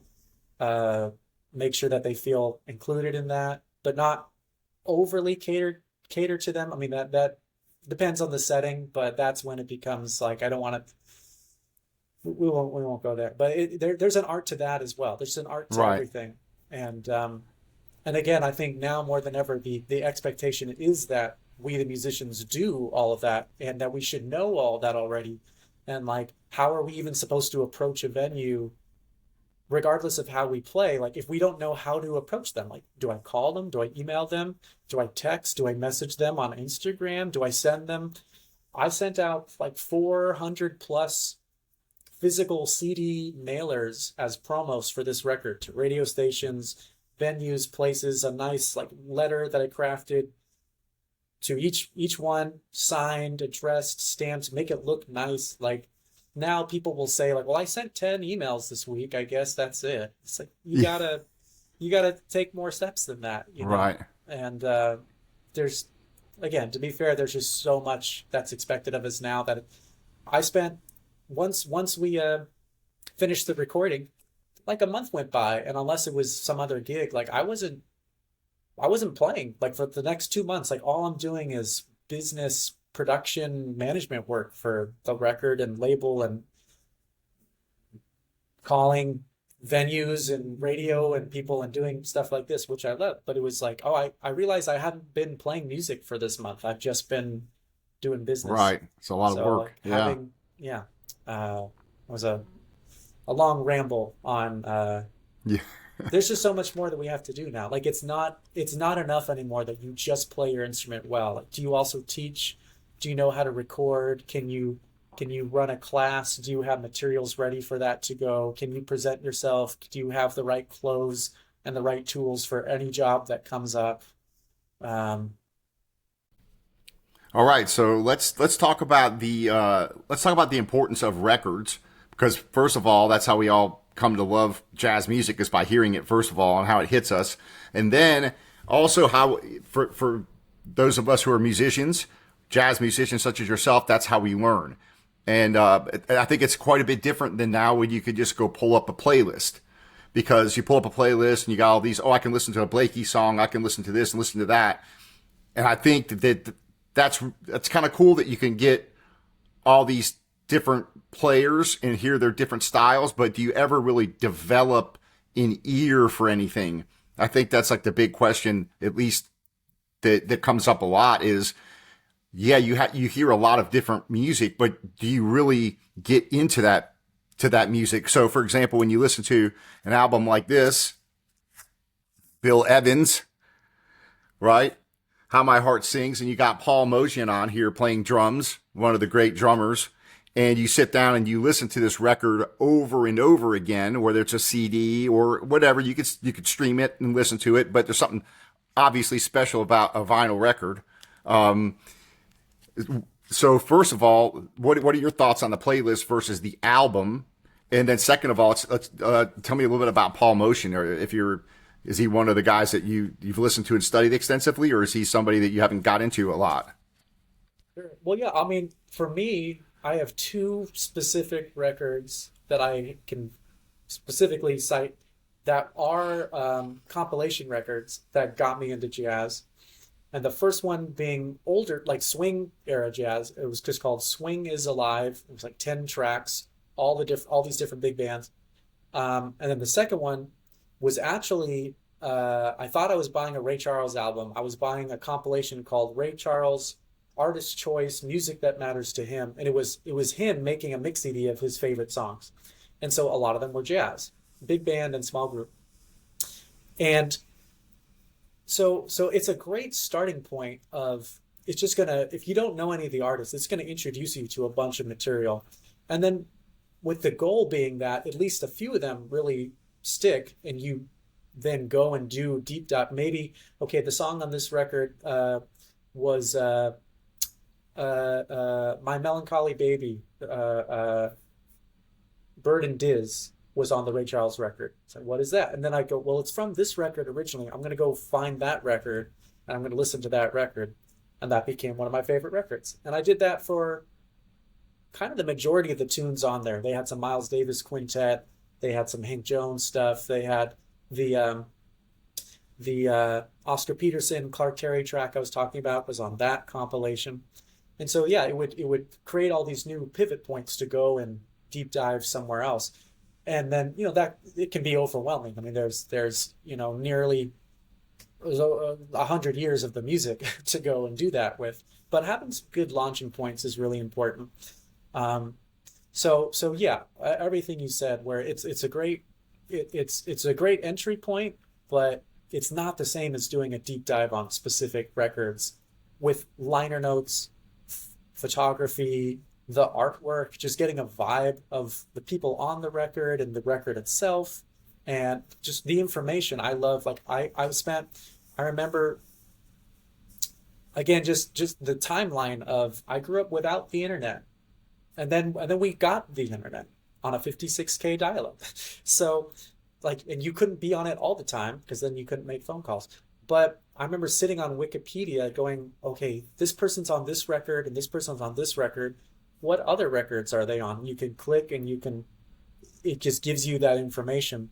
You can access that through liner notes and through records. You don't access that through Spotify, as far as I know. Maybe YouTube sometimes has stuff, but there was no YouTube when I was in high school until the end of it. So that accessibility of everything being available at all times maybe makes people less driven to go seek it out all the time. Mm-hmm. Where I had to physically go and buy. I remember I got an Art Blakey record, and my first record ever that I remember buying, almost my first record ever, was Mosaic, The Messengers. And I saw all the people in the back. I was like, oh, this is Wayne Shorter. Like, I thought Wayne Shorter was his own artist. Like, you wouldn't think, oh, the Beatles are also on this track. I thought the Beatles were their own thing. So that was kind of a mind-blowing, you could be an individual on people's records and on your own records. That's kind of a different thing from the rock world. So just saying, oh, and it's Freddie Hubbard. Well, oh, Freddie's on the Wayne Shorter record too. He's on Speak No Evil. Oh, Freddie has his own records too. It's like it at a gig when people say, oh, do you guys play anything besides jazz? It's like, oh yeah, we play other styles too.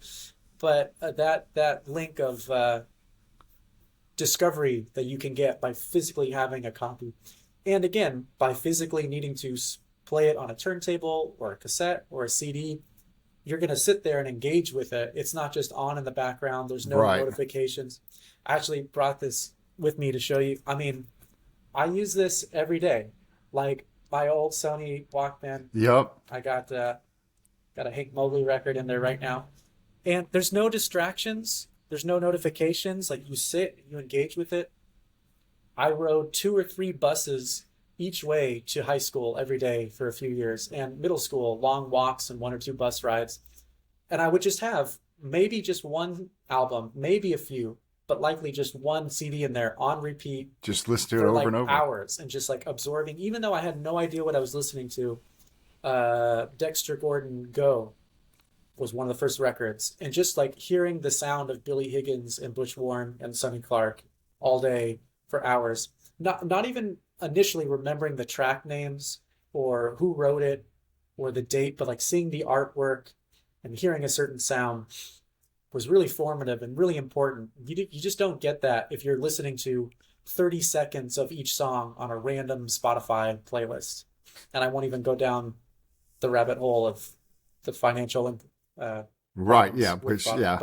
But having to financially put something into owning the CD and then spending time with it, like that appreciation, not just appreciation, but value that goes on to it. Because you can appreciate listening to something, but like, do you value it? Right. If you don't, if you haven't had to make an investment, and if it isn't a time commitment, and if you don't have to get up and do this and flip it and put it back down, and then I'm going to sit and listen. I'm not going to do that if I'm not going to sit and listen. I'll wait till I have time, you know? So Right. just that level of engagement, I don't think because now that we're in the streaming era, like it's really hard to get people to sit down and commit to stuff. And there are people, younger people that will like go out and buy CDs and records and want to get Right. in it. And that's just not, you can't replace that. Yeah, it's a Unless you buy-in. could, yeah. I always say it's a buy-in. Like even when I was a kid, I get the new Ozzy album, and you're buying into that, man. Those guitar solos are burned in. I've listened to them so many times I can sing the guitar solos, right? I mean, and it's Randy you bought Rhoads. into that band, you bought into this record, you bought into the musician because you're really into it, and then since you bought into it, you're going to spend time with it, and yeah, like you're saying, so yeah, that meant unfortunately, yeah, hopefully I think that's coming back some, but still, people think my opinion, see what you think about this, but it almost seems like people think entertainment, and it is entertainment, that music, film, all these forms of media should be free somehow. Like that people should do this for nothing. Like they shouldn't be compensated for this. And it's like, no, I was always the guy that would buy the music. People, back during the whole Napster, I don't know if you remember that. If that was, when all that, the BitTorrent, all this stuff where you started downloading all this music before the record companies knew what to do, that people were putting all this music up and people were just taking it and downloading it. And my buddy would be like, oh man, look, I got all this free music. I'm like, dude, those guys actually had to freaking work for that and make that music, and they're not getting anything. I said, so I would always be the guy that would go buy the CD or buy the record or even the cassettes back when I used to collect cassettes. But I think, hopefully, what do you think about that? The buy-in factor that people think that this stuff should be free. Like, you should be able to go out and people should perform for you for free. People should give their music to you for free. Do you think that's changing? Or I mean, I've never been able to go to the movie theater for free. Like, well, I did work for a movie theater, so I could go in. But like as a normal customer patron, right, yeah, there's an expectation of the experience that you're getting out of it. And we won't even get into the difference between wave or MP3 or digital streaming sound, right, like because there's an experience loss there too. absolutely, The majority of people like don't hear, so they don't put a value change on it. But the which way do I want to go with this? Yeah, there's such a because it's so digitally present and available everywhere. It's not a commitment or a there's no investment to have the entertainment. And I think over time that just makes people kind of I won't say value it less, but I think that's what it is. Like they still appreciate it when it's right, there, but they're not willing to financially value it as much. I mean, the thing you said about Ozzy, I mean, that was my whole life until jazz. Ozzy and I mean, punk rock and Green Day and Blink-182 and The Offspring and Operation Ivy. Like that's all I was into. The Casualties for many years. So I couldn't. I was 12. I couldn't go out and buy. I didn't have a turntable. I couldn't even buy CDs. But my cousin made me a tape and he made me a copy and like Crazy Train was on there. And the amount of times that I would sit there and rewind and listen to Randy Rhoads over and over again until I could just sing that solo and every single fill throughout the whole track and knowing exactly which little riff went where. And if you're not doing that, yeah, I don't, it's just not the same. And so to go back about the valuing it thing, doing this record and having done one or two album release things every month since it's been out, it's a lot of pressure. It's a lot of work to like every club, like you need to do the expectation now is like you bring your own people, you do all your own marketing, you do all the art creation and flyers and tickets, and we need this many people. And if you don't have this many people, we're going to have this kind of an issue. And for you to be on the hook every single time, that's a full-time job. I mean, you had A&R people, you had marketing people, you had people that would work for those venues. So now that's also your job. And also, I still need to be the band leader and play. Like my job used to just be play as good as you could play, and we will make sure that we have it ready for you. Now it's like a movie theater wouldn't call up the studio and say, "We need you to send people over to take Right. tickets when you play your movie." It's like, no, that's a you job. So, but because that has changed, and stuff is just available, and it's like, why even hire a band when you could just make your own playlist of your favorite stuff, Like why? Right. And so people are going to be that less likely to want to pay to go see something. Or, if the majority of, for jazz, if the majority of the people listening to it, or a big portion of them are young music students in school, they're not going to be paying $20-$30 per set and a drink minimum if they're 21 and pay for valet parking. And it's gotten very expensive to, certain clubs. I know I'm not going to spend less than $100 if I go see Right. someone that night, and I want to support them still. But yeah, I mean, that's it. It's hard. but Let's but I talk. always prefer. Oh, No, I go was ahead. say No, I go always ahead. prefer when people put out original music. I want to support that. I mean, I you know, Bandcamp Friday last week. There was a bunch of records on. I know you had Corey on here recently, and I just got like a whole handful of new records that day, and I know 100% is going to go to, to I don't know if it's those people, but at least the label, like Bandcamp's not taking something. Right. And when stuff is only available on digital, musicians that I know that I see they're putting out a new record, like, yeah, it's up on Spotify. I'm like, well, why? Like I could buy one CD from you, and that's more than you would ever make on Spotify. And Right. I know how much it costs to make a record. And if you have a show, I'll go and I'll pay the cover and I'll get the record, but I don't want to just have WAV files on my computer. Like I have a CD player like this, I have a stereo, I have a CD player in my car. I don't have Bluetooth or an aux cable in my car. I have radio and CD because it's an older car. So that's how I listen to music there. Like, what am I going to do with a file? I don't Right. even have, I used to have the cassette with the cable and I could plug that into my phone or a CD player. I don't have that anymore. So yeah, I think the convenience of stuff being on streaming has just deprogrammed people, or not. It's reprogrammed people into thinking. I mean, they'll just go with convenience over quality or things that would cost more money. Yeah. And that was something that I was definitely trying to change with Silver Street, where not putting it on Spotify, we're not doing Amazon, we're not doing Apple. Put it on Bandcamp. It's the most artist friendly thing that could be there. Limited streaming options, and then it's the LP. And one LP is more than I would ever make on all the streaming sites combined. Right. So Yeah. really just trying to put that a light on, like, this is still possible. Like, it takes people to not be lazy and like be willing to make that commitment. You paid $5, $6, $7, $8 for that coffee. Like, you could buy a CD for that price. You could buy a used CD for half that price, and it goes to a local independent record store, and you have a physical thing. There is definitely like a tactile sensation of like Yeah. I still have a cassette player, like putting it in the deck and closing it, and like that big chunk button to hit play, and then things start going, Yeah.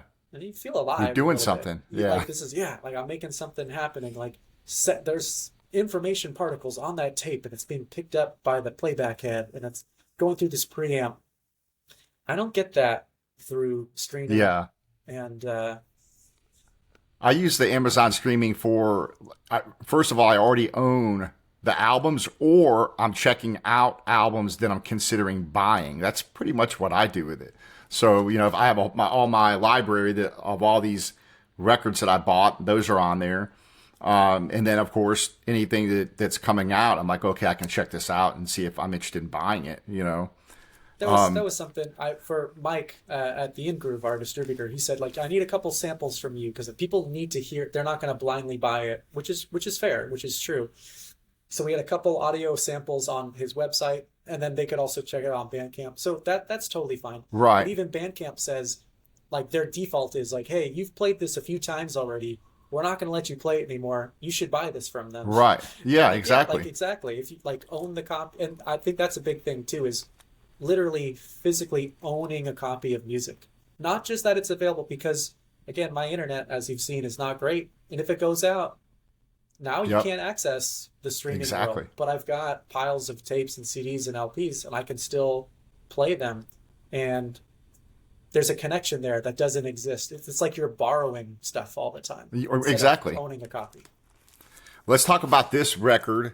And of course, on here, Coltrane's drummer, Elvin, right? But let's talk a little bit about this type of drumming compared to, because here, of course, Coltrane's getting into some different realms, if you will.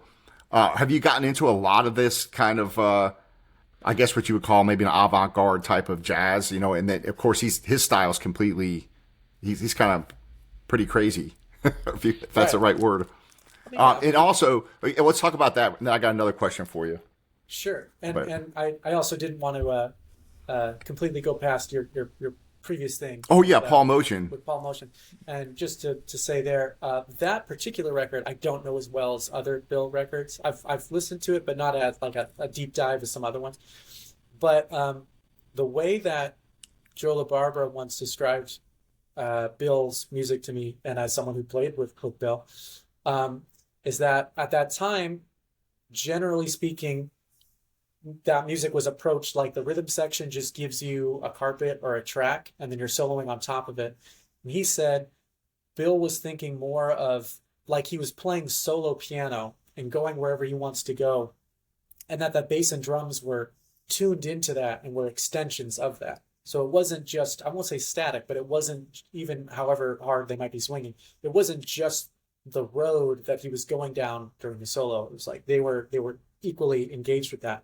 So, I mean, comparing Paul Motion's brush playing to what Elvin would be doing with Coltrane in the later period stuff, especially, both were doing exactly what was called for in that setting. Just like we talked about, like playing, you're the band on stage in a club versus if you're playing some corporate Christmas party, like you're doing the job well of whatever that job is. So especially in a piano trio, like if you're going crazy on the drums, like you're in the same room, you're going to obliterate the piano. But Paul's brush playing is certainly one of the best examples of brush playing. And as far as Elvin goes, I mean, he's easily one of my top 5 biggest influences. We didn't necessarily do a lot of that stuff on this record because it wasn't the theme or the style. Right. So we have a tune that's a little bit more in that style that we've been playing that I've got kind of bookmarked for the next record. But yeah, I mean, that was just the music, prior to Bill had been one thing, and then Bill was doing something different, and then Coltrane was going somewhere different. It was always progressive steps to get to, okay, we've done that. Like, what are we going to do now? And it's really hard to decide where do we want to go now unless you've really done what has done before and are ready to move forward, Elvin's playing in general, I mean, Speak No Evil especially is just one of my all-time favorites. Speak No Evil and Night Dreamer. And those are probably the first 2 things that come to mind for me about Elvin. Even more so than some Coltrane stuff. Maybe that's a little sacrilegious, but for me, the element of, especially like the 2-horn thing, just always really grabbed me. Harmonized parts and arrangements. Mm-hmm. That's always just a thing that I like. And that era, Wayne, being, kind of stepping out a bit, but it's still in a, I won't say I guess more accessible than like a 20-minute live Coltrane thing would be. But like the idea of tunes in a band and arrangements, I like that even if the players are taking it to other places. I like the idea of it getting there and then coming back, as opposed to just being there the Going, whole yeah, time. yeah. Yeah, And then what do you, let's talk just a minute about, collecting records. sure. When it comes to, so yeah, you mentioned that I had Corey on the channel. We were talking about the saturation of records. So I'm interested to get your take, since you've put this album out, right? Well, you've got all these reissues that come out, and there's just tons of them and they're great. They're great. Don't get me wrong. But at some point, it's almost where a lot of that's kind of the point of my channel, really, is the focus of putting the spotlight on working jazz musicians that are keeping the tradition alive now. But what are your thoughts? Because I know you love those old records and stuff like that. But how much do you think that cuts into being able to put out a record like yours and market it to where people are going to buy your record, or are they going to buy the new Miles Davis that's probably, I think it's already sold out, the limited, and they're already on a second run, the new Miles, what's it called? Blue, Birth of the Blue. Birth of the Blue, right? So something like that, which is going to sell like hotcakes, right? And all these different reissues that are coming out. Blue Note's got the Lee Morgan box set. They're putting out the classic series. They're putting out the Tone Poets. Acoustic Sounds is putting out great stuff. They're doing the Verve, Impulse, you name it. They're Craft Records, this and that. Do you think that's affecting, though, how many records someone like yourself or these artists now are able to sell? I mean, do you think it helps, or do you think Yeah, I think it's certainly beneficial in many ways. But I mean, specifically for the project that we did, I mean, well, I'll back up and say, again, as someone who's been into the music for a long time, but only more heavily into vinyl in the last few years, I'm not gonna say I'm like a big record collector, but I have a nice collection of records, fine line.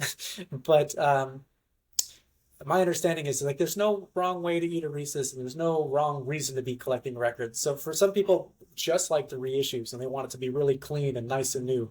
I kind of tend to lean towards, like, I collect the stuff that I really like, and if that happens to be 50s and 60s jazz, I really like finding nice copies of the old one, because it takes me back to that connecting with it. Like, this is a piece of history, right?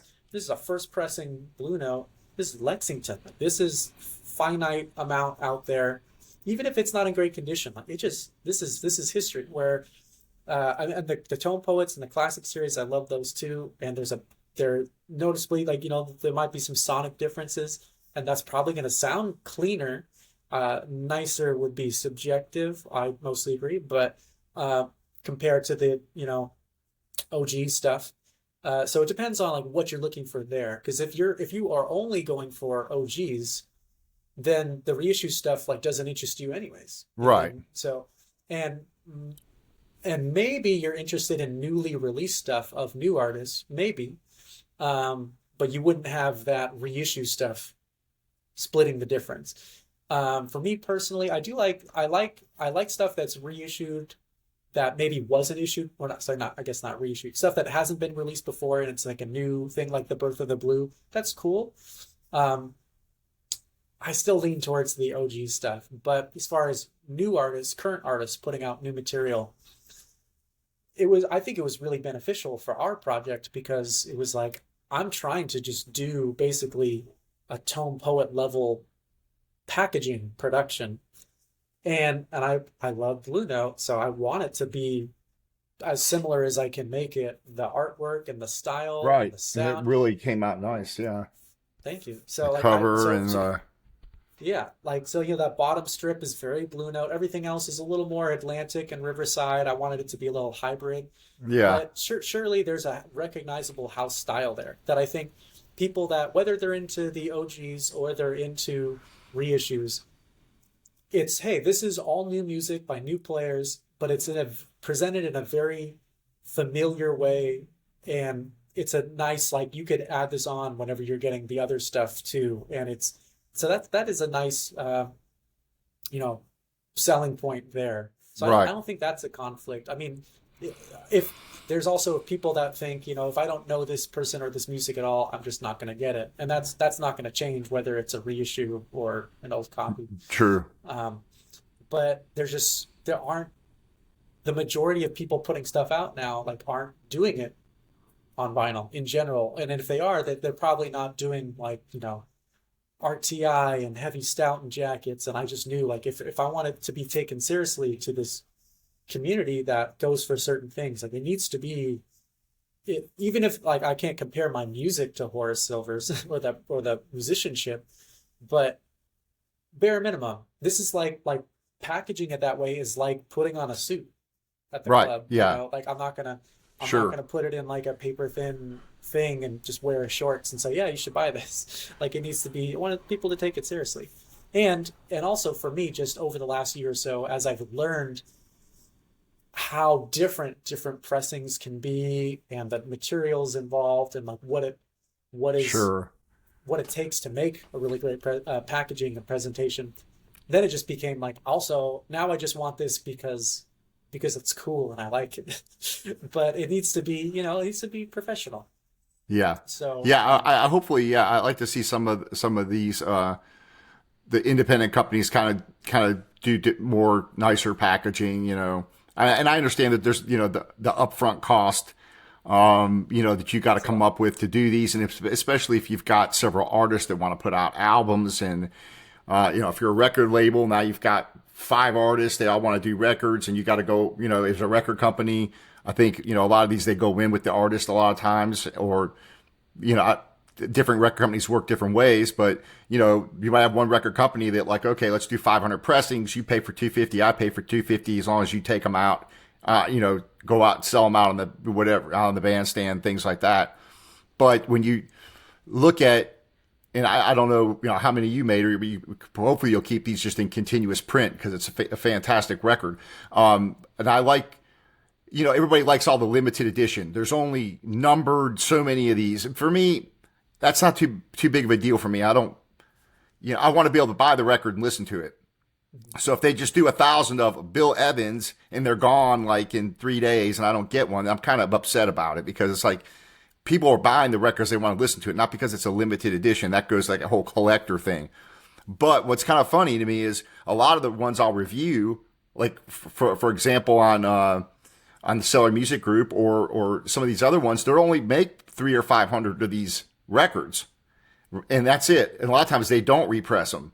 So you either get them or you don't get them. And those are, to me, if you're a collector, it's like, well, they only made 300 of those. If I don't get one, it might take them a year to sell all of them with some of these because, again, there's only so many records being sold. I think when I researched it, I did one video. It's like 3.5 or 4% of all vinyl records that sell are jazz. So, and you only have so many records, a total amount being sold, only 4% is jazz.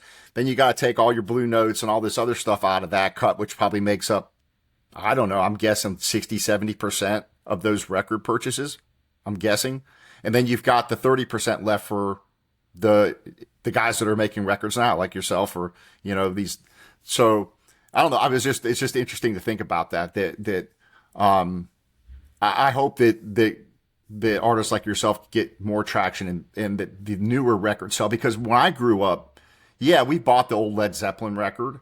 We bought the old rock records or whatever, but we always were up on the latest releases. And we were always excited about, man, the new Ozzy record's out, man, let's check this out or whatever. Or there's this new band that just came out, whatever. Back in hair metal days, Warrant, just, this new band's out, man. They're hot, and you get the new Warrant record or the CD or whatever, and you go out, you tell your friends, everybody buys that CD, right?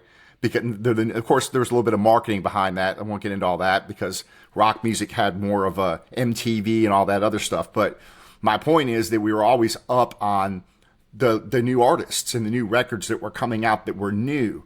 And I don't see that as much nowadays. Even with rock music, yeah, it's a little bit easier, I think, to market yourself. And of course, the record companies, I mean, I won't get into the whole Taylor Swift thing, you get the money behind you and they can sell out stadiums and all that. But just in general, it seems like people aren't as interested in keeping up with the latest releases. And I think, a big part of that is just the oversaturation of what's accessible and how much is out there now, and just the internet and social media. And it's just, I think that is a time change, era change thing of, I was born in 89. So even in the 90s, even then, compared to previous decades, like people just had more time. Like you didn't have to fill your time all the time with meaningless stuff. Like there's no text messages. You want to call someone, you got to pick up the phone. Like, I don't know if I want to do that. I'll do something else. Right. Put on a record. Like you Talk to had them more tomorrow. time Yeah. to do stuff. I still have, I have like an old 50s typewriter. I write letters to people. I'm very old school in that sense. And those things take time. But then there's the payout is like, it's more special because of that. So Yeah. so in general, people have less time. Things are just so fast paced that anything that isn't super accessible or convenient or easy kind of goes away. I mean, you talked about, staying up to date with the latest bands. I mean, I think a part of that was because you physically would go to the show. You could buy a physical album of whether it's CD or a record or tape. There were there were ways that you could connect with that if those recorded mediums aren't really a thing anymore, people aren't going to connect with the music anymore, and they're not going to have an incentive to want to go and seek it out or be on top of whatever the latest thing is. I can't even remember the last movie I saw was the new Beetlejuice movie. I don't know if I saw any new movies this year. I go to tons of, like, there's a great theater here that plays old indie stuff and documentaries, but I mean, that's a different issue of just movies being made now. But I mean, you could maybe make that analogy of like most music being made now versus music from any other decade. Yeah. Like it's more subjective, but I think that disconnect of, I don't know. I mean, I wasn't around then, so I don't know, even with inflation and all that, like how much more accessible was it, more affordable to do all that back I then? don't think. Well, I think back, when I bought, because I've always I bought a lot of music. I mean, I bought a lot of CDs. I think I might buy a little more now, but not much. Well, I probably buy a little bit more now, especially for the channel, because I like to review a lot of records. But I don't know affordability wise, because I was always broke when I was always broke when I was that age. I'm broke now, kind of like I have this. I spend like all my extra money on that, and it seems like it was even back then. It was like, okay, $7.99 for a CD. Well, $7.99 for a CD back in 1980, that was still kind of a lot of money. Well, nowadays they're $15 or $20 for a CD. Well, a lot of times, right? They're double or almost triple in price. So, yeah, I don't know if it's that much more expensive now. As far as like, these special pressings and stuff, they're getting at $60, $70, all that kind of stuff. The one step that kind of stuff I don't get into. If you notice on this channel, they're mostly just regular releases. I don't spend $150 on a pressing like some of these guys do. And there's nothing wrong with that, but I think that's something that's new. You didn't have that back in the 80s. No one paid, $100 for a record. So, I mean that's certainly that taps into what you said about, the special edition and the collectability thing. Then it comes down to like why are you buying this record? Because, and this is true for me too. This was an initial thing that I kind of wrestled with, being a musician and already owning other copies of a lot of my favorite records, and knowing like if I'm buying this to listen to the music, well, I could listen to it for free over here. And instantly there's that thought of like, well, why would I already have the music. It's accessible and free over here. Why would I buy the thing?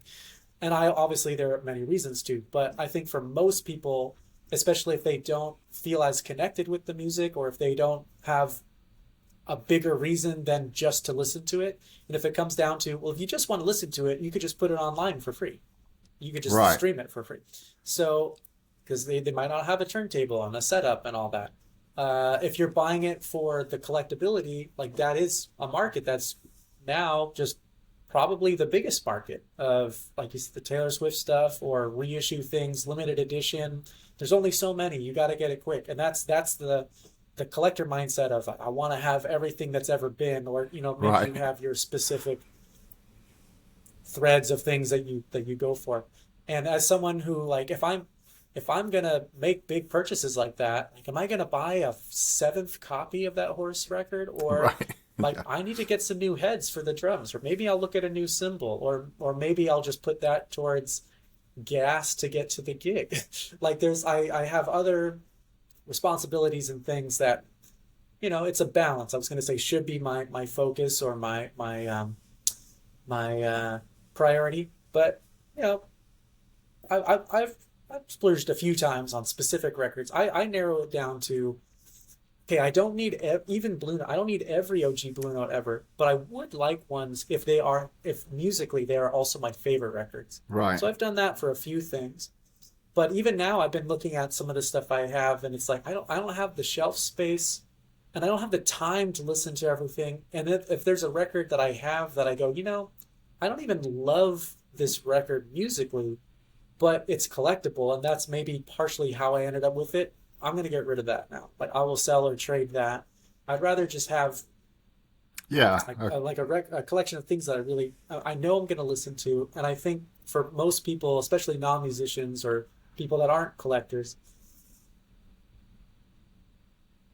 I think with everything being so fast now, and I'm saying like maybe like 30s age wise and up, the default I think is this nostalgia element of I'm just gonna listen to stuff I already know because I already have a positive Yeah. association with that. I don't need to create new connections with new bands and artists. Not everyone, but I think that is a thing. I read some article like at a certain age, like you tend to just want to go with stuff you've already heard before. I Right. think that's how most people are now. And even if they wanted to hear new stuff, like everyone's busy. Everything is so fast. Like your default is, oh, what's the first thing I'm thinking of to put on?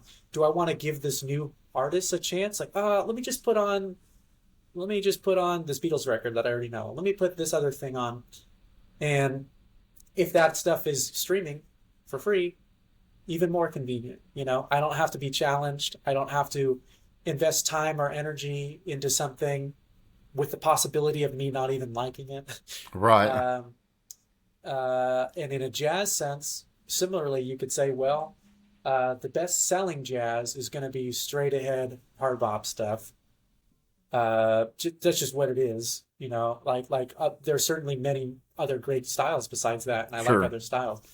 But marketability wise, if this record didn't have the same packaging, and if it was musically a very different style, I don't think people would have cared.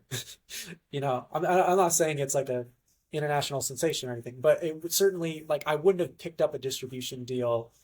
We made just over 1,000 copies. We've already sold 600 or 700 of them, as far as I Oh, know. awesome. I haven't checked in with Mike recently of the copies that he has, but I don't think it would have the same. I just think way less people will be into it if it didn't happen to be the type of project that it is, and how it was recorded, and how it sounds, and the music, and the artwork, and all that.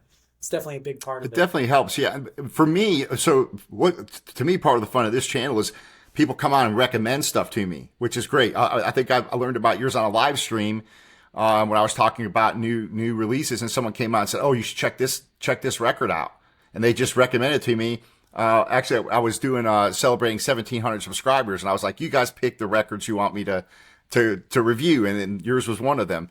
And so I just went and bought them, and I was like, "Oh, because the people that come on the channel, they kind of know what I'm about, kind of the stuff I'm into." And, when I got it, I was like, yeah, this is fantastic. Actually the first time I listened to it was on the video, I think was, yeah. So, so there still is that word of mouth thing that's important in YouTube or in these other social media platforms, I think are still good for that because you're connected with a certain group of people that are into the kind of the same thing and certain thing. I can't keep up with everything. I try to keep up with, all these different independent, a lot of them, what they're putting out, and I'll keep, a new one's coming out. Let me check this out. And I might not like them all. And I can't afford to buy all of them. And I usually don't get a lot of free ones sent to me. So I usually buy them myself.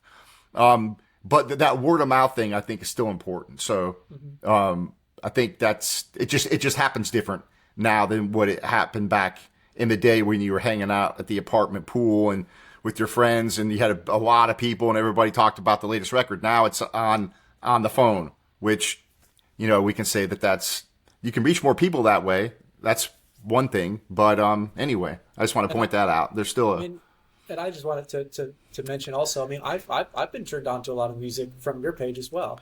Like oh, I'm glad. Brian's new record. Who's the pianist that you had on? Charles Uh, Chen, I had him on. mhm. That's a good record. And like so, like yeah, I'm very interested still in like finding new artists and new projects. And like you said, yeah, the word of mouth and sharing. I mean, I don't get to do this as much now just because everyone's busier now, but just having listening sessions and having people come over and put records on, and it's kind of like, when I was in fourth grade and I got the Nintendo 64, and I would say, okay, these are the games that I have. You're going to get some games too. We're going to maximize. We're not all going to be able to have every game, but if we have a little community of who has what, and we're all going to get together, we can swap or we could play together. Same with the records, like bring some stuff over. I'm going to bring some stuff. We'll put stuff on. Uh, Doug and Jimmy and I also work at a jazz summer camp up in the mountains. And some of the most fun times is just like back at the cabin afterwards, and it's late, we're hanging, and we just do little listening hangs and like blindfold test each other and see if we can guess what that is and just learn about new music. And it's just hard, like people are their families have responsibilities. Like I can't just come over at midnight whenever. Right. But that word of mouth thing, yeah, it's also tricky if I get not self-conscious. I feel it's hard for me to not feel too icky when I'm doing a lot of self-promotion things on Instagram or something, because people that are friends of mine that are on there, like they already know who I am. It's like I'm making advertisements for people who don't know me or the music, but I just keep sending it to the people that Right. already know, because That's that's effectively what happens. And you want to be supportive, but I'm sure there's a lot of people that know me that are like, I'm Jacob, I'm sick of seeing that yeah. Sylvester thing over and over again. I don't even want to hear it sometimes because I've heard it too much.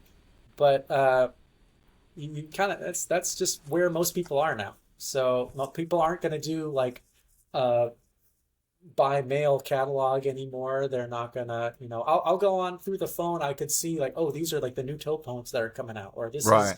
what, and okay, I'll keep a tab on that. But yeah, just yourself and other people that do reviews and things. Like that's for me, that's been a great way to find new stuff, or just going to record shows and just going through. I always loved going to just like the library at schools, like music library, and some of the early jazz things, the earliest jazz recordings I got turned on to. It was just like I'm just going through the racks and seeing what's there. And it was this, I was just captivated by the cover. It was the Horace Silver and the Jazz Messengers, the blue one. It was like Yep. this. And I didn't know anything then. Like now I'd look at it and go, oh, this is like a electronically rechanneled stereo Liberty. Like I don't want to get it, but I just thought this is cool. Let me listen to it. And you just get exposed to all these new players and new sounds. And I think the younger you are, I think there's more room for that. Like you could be more, just get my light going here. You could, Something that you're more impressionable, and like you're more open to that. I think that is a thing. Like the older you get a little bit more set in your ways of what you're used to and what you expect and want. And not everyone, like people can like meet like Miles, like every era just doing something different. right. But again, he was a musician. He wasn't like someone at home that's just buying records. So finding that balance of, uh, yeah, how do I? It's impossible to stay on top of everything all the time. Right. But for me, just going to shows, checking out streams like yours, the Jazz Bombs page, just like Yep. They got a anywhere lot of that good stuff. anywhere where people are just passionate about it and are writing about it and reviewing stuff. Like I'm always trying to check that out. Because yeah, similarly, I can't go out and buy every single. I probably won't buy the Birth of the Blue. It's great. I might listen to it a little bit and stream it, but if it's 50, 60, $70, I'm like I could I I think could it's buy 40 like bucks. I think it's 39 bucks. So it's not terrible. it's not Yeah. terrible, but it's also like I could either find an OG of something, or I could buy like three friends records. Right. Like so if I'm Yeah. gonna limit to like how many albums I'm gonna buy this month. Holidays are a little different, but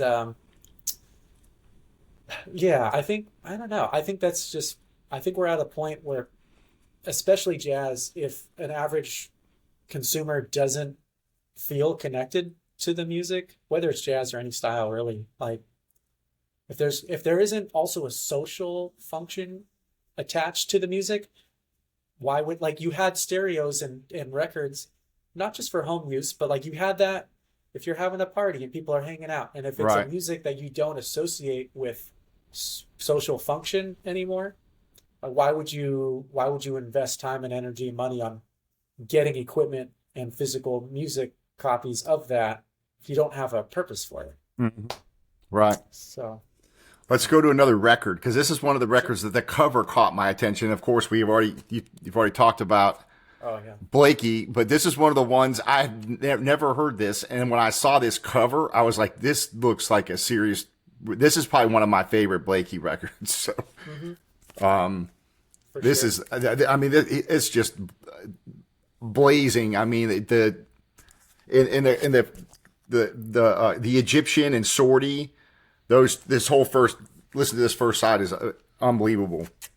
Sortie is for sure a few of those tracks, but Sortie especially is been in my book for a long time of transcription arrangement chart that I did, and that's just, I mean, you're talking about Blakey 101, shuffle groove to the 12/8 thing, to some of his fills and solos and just the feel of that band. I think it's Jimmy Merritt on bass, right? He's just one of my, or no, no, That's it's not Jimmy, it's Workman, Reginald Reggie Workman Workman, on thank you. bass. Um, which was kind of weird. Like he wasn't one of the usual bass players, but Right. Reggie, I mean, Reggie's on Night Dreamer, like that. I just love his sound. But that record, that feel, and just grabs you. And It's one of my favorites still. yeah, I mean, I probably wouldn't have stuck with the drums if it weren't for Blakey. Because I initially, the first time I ever played the drums, it was like, we just need someone to fill in. And then someone gave me or showed me Monin or something else as a, like, oh, try to sound like this. And like hearing that for the first time, it's like, I got to figure out how to do that. Uh, yeah, I mean, Mosaic, Free for All, Oh, that's a good one. um, Yeah. those are kind of the first ones that come to mind for me with Blakey. But all the Horace era stuff too. I mean, he's on the Horace record, Room 608, like that kind of stuff. Hank Mobley and Kenny Dorham. Um, he just, and the craziest thing about that to me is I never realized how much older he was at that time versus the other people in the band.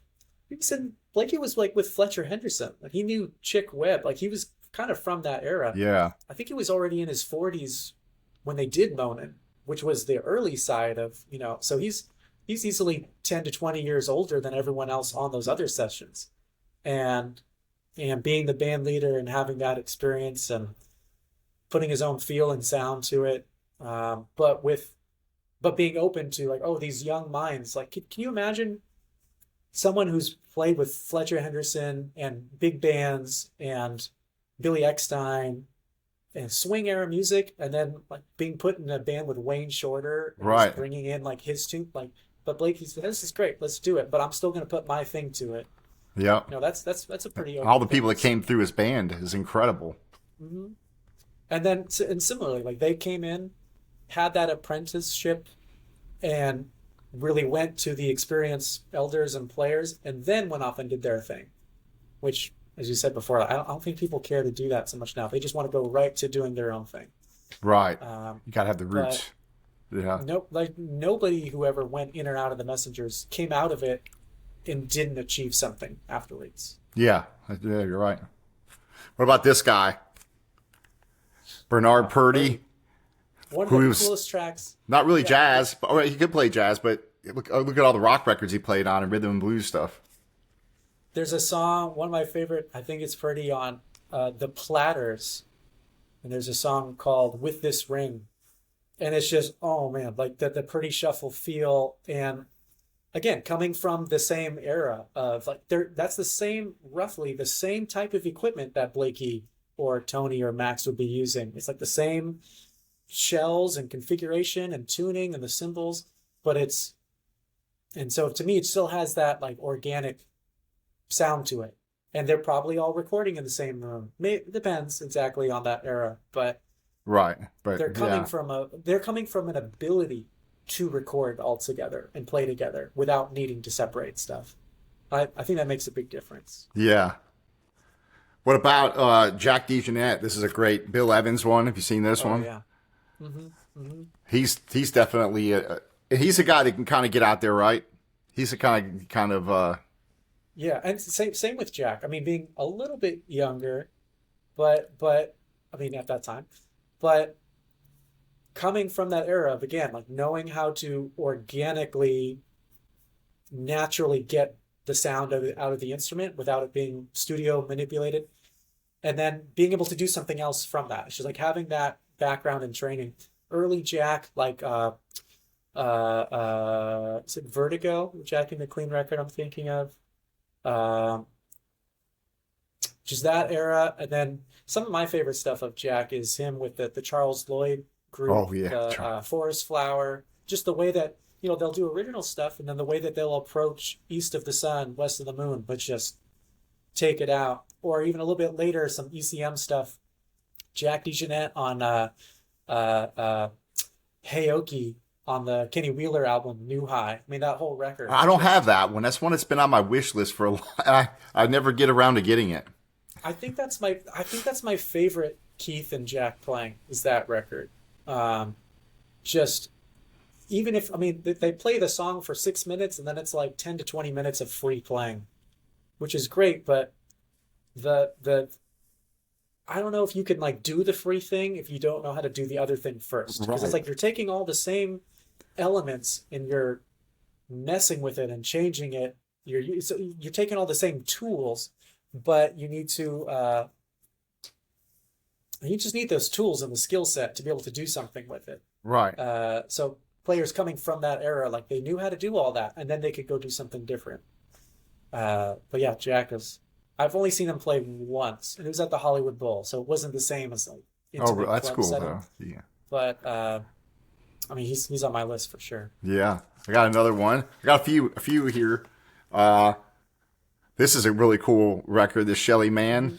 And of course he's kind of old school, right? That's a I mean, especially being here in LA. I mean, he had his own club in Hollywood. Most of the Shelley that I've listened to, because I'm also really, really big. I've been doing a research project on Joe Gordon, the trumpet player. okay. And Joe was on all of Shelley's Live at the Black Hawk records, plus the album Son of Gun and a bunch of other recordings from that era. That group went to Europe a few times, and there's recordings of that. But yeah, so most of the Shelley I've been listening to is whenever Joe is there. So I haven't picked that one up yet. Yeah, it's a pretty cool live one. What about this guy, Takio Moriyama? Have you heard of this guy? That I don't know. This is a pretty intense record. I reviewed this. That's been a while, maybe 6 months ago. This is definitely worth checking out. And this dude's he can kind of get out there too. He's kind of that avant-garde kind of, but anyway, it's kind of hard to explain. But I think, yeah, you'd probably be interested in checking it out because it's definitely something different, you know. Thanks. Another one that I came across, and I had not heard of him until I reviewed this record, and that was the Cristiano Giardini, and the name of the is Sasha Mashin is the drummer. And this is really intense playing on this too. I really enjoyed this, but he was saying that he was very lucky to get him on this recording date because he's not around, not very easy. He's really busy and hard to get. But I'd never heard of him until I'd gotten this record. But I was really impressed with this playing. I do want to talk about a couple of newer guys. Well, he's not really new anymore. Kenny Washington. Mm-hmm. So, I mean, that's one of the records that I just picked up. this is from the fantastic. So I haven't put it. It's sitting right over I there. love it. But I mean, Kenny Washington, and I've seen he has so many great interviews that he's done with the Drum Candy podcast.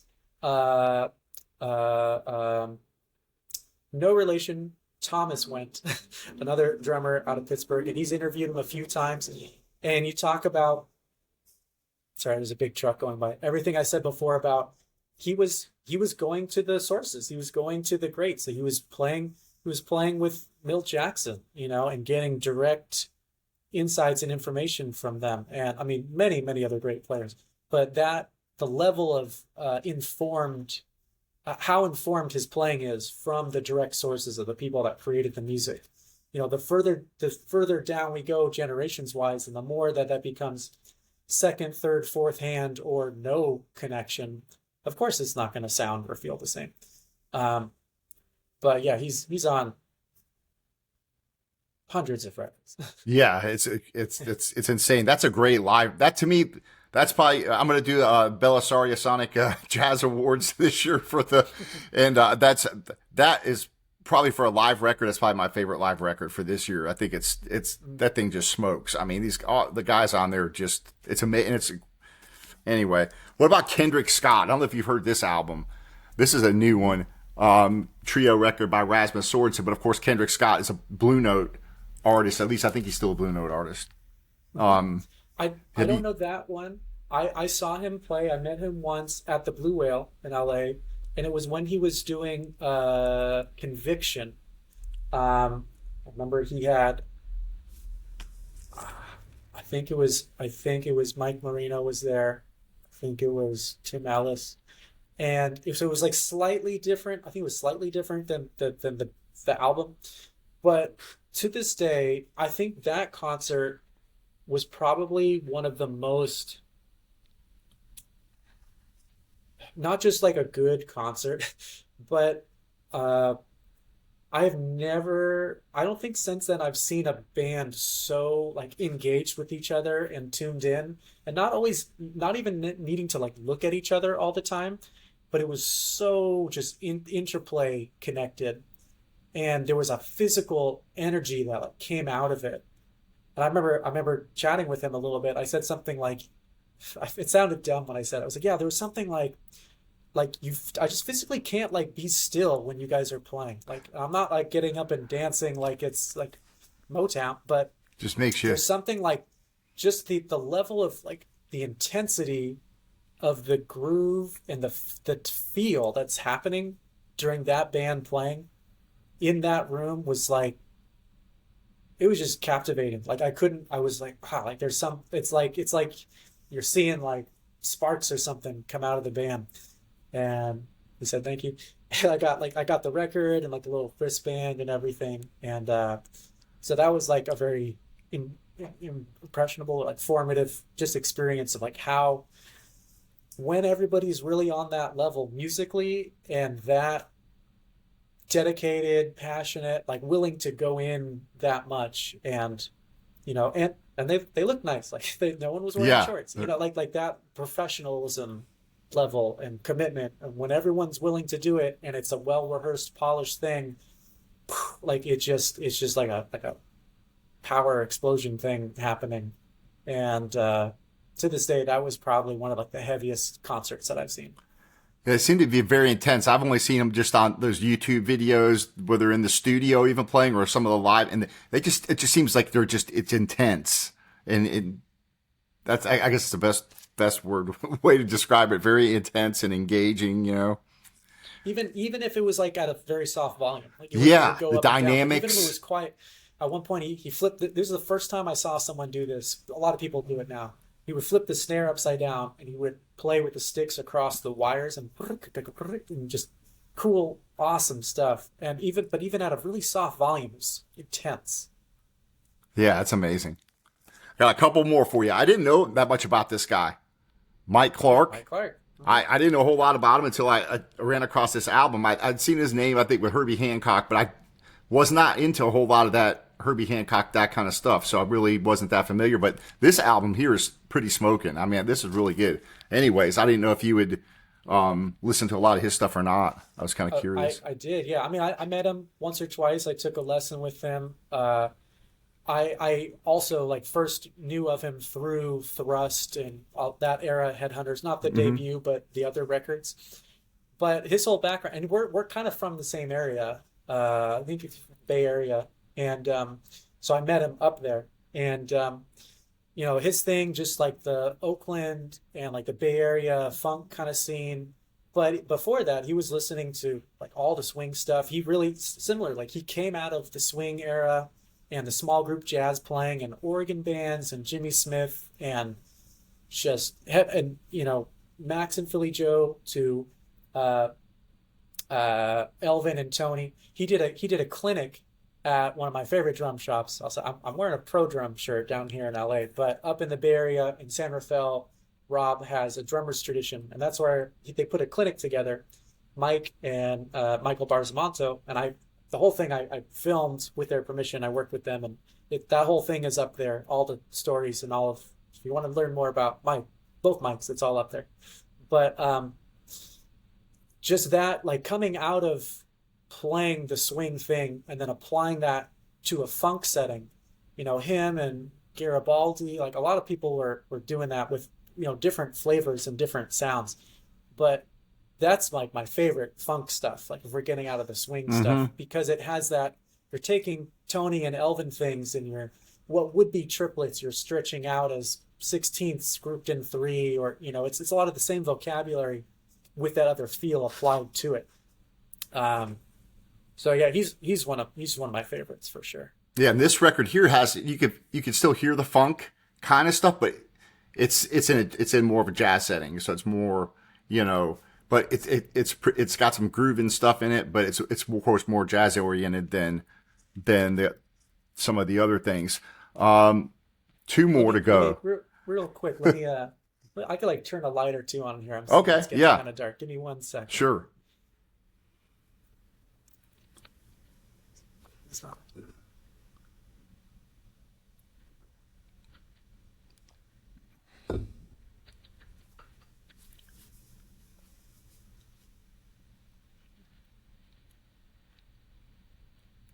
Okay, it's a little better. Oh yeah, I can see you. It's just like an old like loft, like high ceiling. There's no, so it's just like lamps everywhere. So I got a couple more. I don't want to keep you all night. I could go through. This is just. I'm having a great time. What about Dave Weckl? So I like a lot of this. Chick Corea, Return to Forever, all that kind of stuff. But he's definitely one of my favorite drummers too. What do you think about him as far as his style goes? Because he's again kind of completely different. I have the Chick Corea Electric Band record, and then I have a record of his called Master Plan, and it's a very,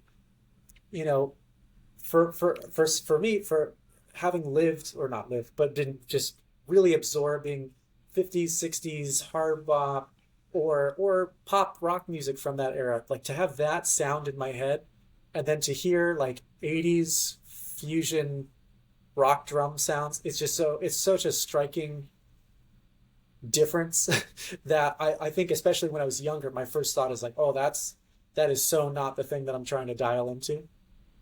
But listen to that Master Plan record. I think Chick is on one of the songs. I think he's on Island Magic, something like that.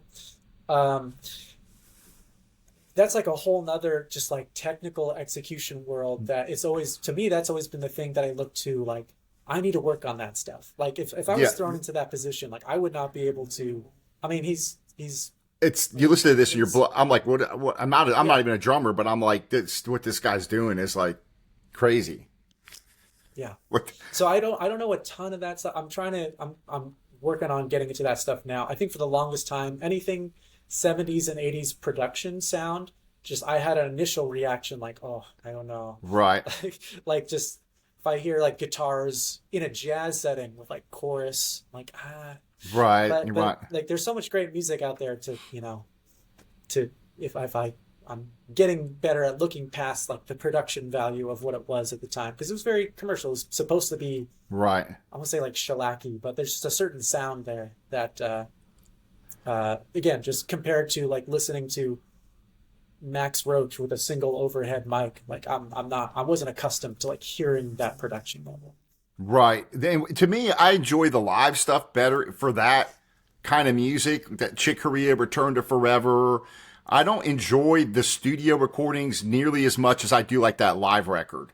To me, there's just something about them playing together in a live setting that it's just you get beyond that stuck in that 80s production stuff because they're playing it on stage now and they sound like instruments and the way that they're playing them is off the cuff or, anyhow, that's just my personal opinion. To where I always focus from that era. I like the live stuff just because to me it's more engaging. I don't know. I only saw Chick once, and it was a duo with Gary Burton, which was cool. But like, I didn't know that going in. I thought I was going to see at least a trio, and that's pretty mellow, not, kind of. Yeah. If not, yeah, I was like, oh, and especially being a drummer, I was like, oh, not even a bass, just okay. Still great. I mean, legends, Right. But I saw McCoy Tyner twice, and the second time I was like right in front of the stage. Eric Gravatt on drums, Gary Bartz, Gerald Cannon. It was huge sound. The drums were mic'd. I don't know if they needed to be, but it was just like a total different. I mean, I know they're different players, but totally different experience. Like the combination of seeing a live show, but also like a legend that I've been looking up to, for my life at that point. Totally different experiences, and that was like within the same year. So it's like, oh, I guess that's what Trickery sounds like. I didn't know like all of his records. I knew a few. Right. So. And there's a kind of he's kind of like Miles, but a lot of people like his earlier stuff. I was talking to Vladimir Shafronov. He's the Russian piano player. I don't know if you're too familiar with him, but I've had him on the channel a couple of times now.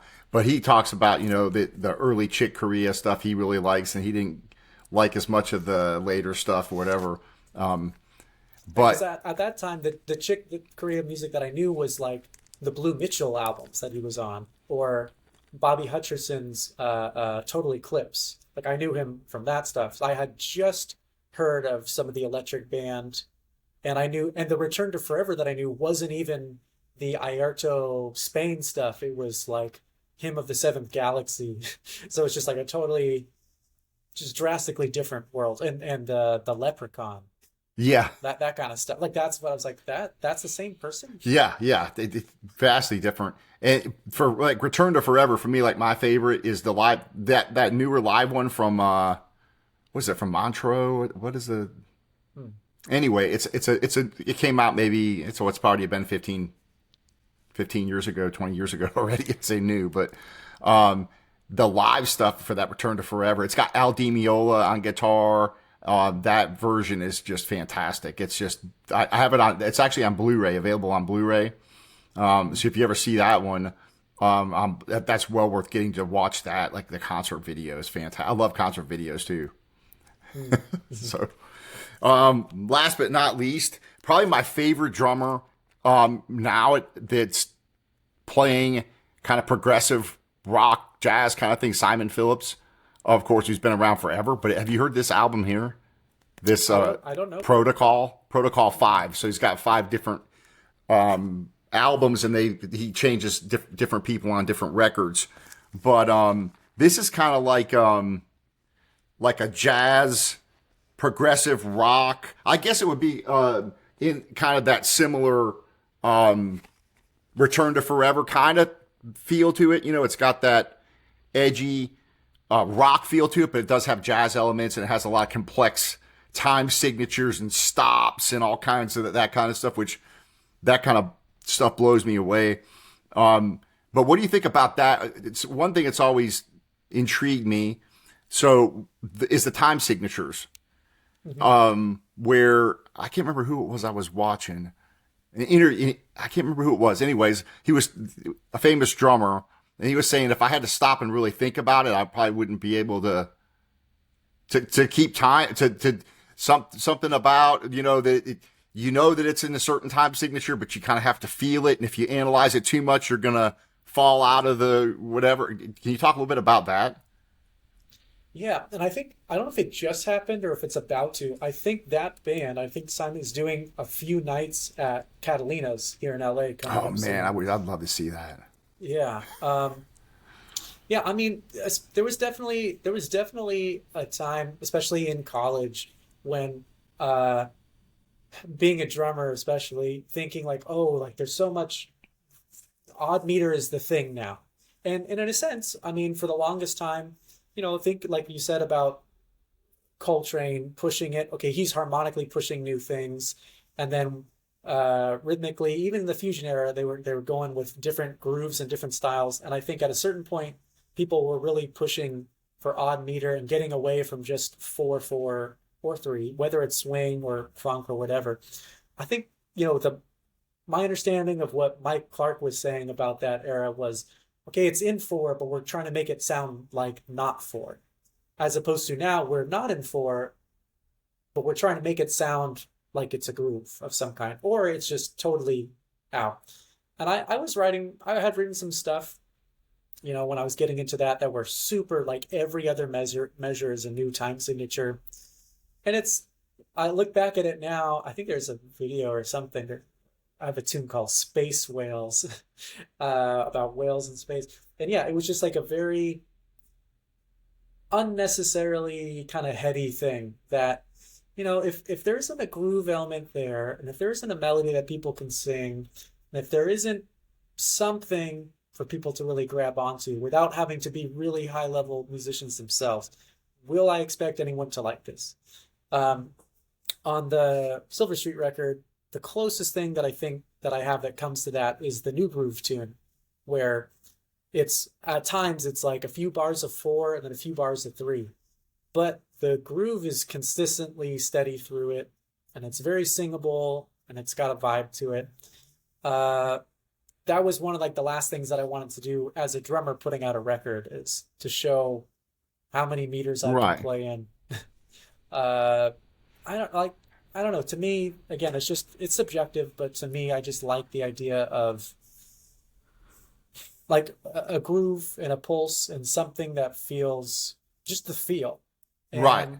there are times I have a tune on it's on the first record I did, but we played it at the Blue Whale. I have a video up on YouTube on my page, a song called Banana Mode, and it's in seven, but I wanted to make it. Some people would tell me, they're like, yeah, this is in seven, but it doesn't feel like seven because it's not hitting you over the head that it's odd meter. Like it sounds like a groovy kind of song that happens to be, has like a little lilt to it. So that's kind of the closest I've come to doing stuff like that. It's also just, I think maybe the things that drummers might enjoy specifically about playing in odd times is displacing things and hiding things even more. And I think being a band leader and trying to lead the band, that makes it even harder to do if you're trying to like, I'm purposely like doing over the bar line phrases, and I'm not going to mark things so much. I'm going to do this or that. But I never feel good leaving my job, my post of, I need to make sure that the band doesn't fall apart. So again, that's something, if you have really great players and if you're playing together all the time, you can develop that. But if I'm frequently trying out different people and it's someone else on the gig and it's this sub and there's like a little chat before every song of how it's going to go, I don't feel great not helping them. Right. Yeah. Right. So where it's more like, would call for everyone just like being a little bit more open. So yeah, and what I like about Simon's stuff is it's, even though you have some of that complex stuff, it's in a really cool groove. It's memorable. It's you remember it. So like when you listen back through the song a couple times, yeah, he's doing some stuff, cool stops and cool, but it's serves the music. So it's memorable. It's like, oh, yeah, here it comes, or whatever, whatever, and then that stop up, or whatever it is. But yeah, like you're saying, it has to serve the music. It's not just done for, let me show you how many different tricks I can do on the whatever, or how many times I could, like you're, performing tricks on the drums. That Weckl album I mentioned, the Master Plan, there's some stuff on there, the whole record, but that tune, Island Magic, where it's got some seven stuff happening, and then it goes back to four at times, and it's coming out of kind of like a Latin-y funk kind of thing, but the groove is just consistent. Like it doesn't, I mean, he takes a solo, but it's very melodic playing. even when it's groove playing, it's a very melodic groove playing, not just soloing phrases or just groove. I don't know if that sounded not like a didn't sound like a great analogy, but Yes. having your time playing be melodic is different than just playing melodically, I guess. Yeah, and for those, explain a little bit about that drumming, the different types of drumming. Okay, so versus just keeping a beat, doing okay, adding those other elements, the Elvin Jones, the melodic. Explain a little bit about that for people that might not understand. To be honest with you, I don't fully get all the different technical terms of drum and playing. So Sure. And before I do, it's like just tell me if it's just getting darker and darker out here. I could find another light if this. I just want to make sure it's going to be usable still. Does it I look think okay? so. Or Yeah, I can see you. um, yeah, I mean, I think the origins of the drum set as a set kit of all these parts certainly comes out of the time and more importantly the feel. Because even if the time is like tempo, but the feel is how we're all gonna feel and phrase the music that we're playing. So like if you're giving me a tempo of 120 in a swing setting or a funk setting, like that's not the same as feel. So it's almost, I think it's more important that it has the right feel with good time. And I think just as generations of players evolved, the music was requiring more and more from the drummer, not just to give time and feel, but I mean, someone like Max Roach, even Kenny Clark, but earlier bebop stuff like Max. Okay, I'm pushing the role of this instrument outside of just being a time keeping, feel keeping role into I want to be melodic and I want to play phrases too. And at that time, it was the band's going to stop so that you can do that. Maybe partially because of the electronics and recording technique at the time. Maybe because people weren't used to the drum set being a melodic instrument, so they just all stopped. I mean, because the bass is playing and the drums are playing. That's a lot of time and energy and rhythm behind a piano solo, behind a horn solo. But for some reason, everyone stops when the drums play. And for that reason, I don't particularly love soloing all the time because I want to play with people. Like I'm not going to stop for you when it's your solo. Why are you stopping for me? So, that became the normal thing to do. Or maybe you give the drums entire choruses. Maybe you trade with the drums. And then it became, not just Tony or Elvin, but then it became the comping that you're playing behind the rest of the band. We want that to be, we're now okay with how much you play melodically when you solo. You could start to do some of that while you're playing for someone else's solo now too. Like it's just every generation is kind of upping the ante of what is required, what's the expectation for how much drum you're going to hear behind everything else. I mean, and players like Tony and Elvin have their own vocabulary that just raised the bar more. Then it became, I think a lot of contemporary stuff now, sometimes to me it just sounds like everybody is because I won't say the rules have been broken of how much is too much when it's not your spotlight time. It's like everyone on stage is on a spotlight now instead of trying to frame someone else at a time. And to me, if everyone is doing everything all the time, is anybody really the focus anymore?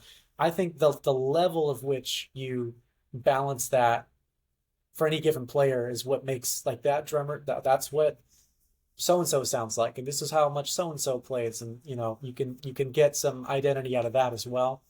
But yeah, it's hard. I think the more you listen to that stuff, the more accustomed you get to it, the more Right.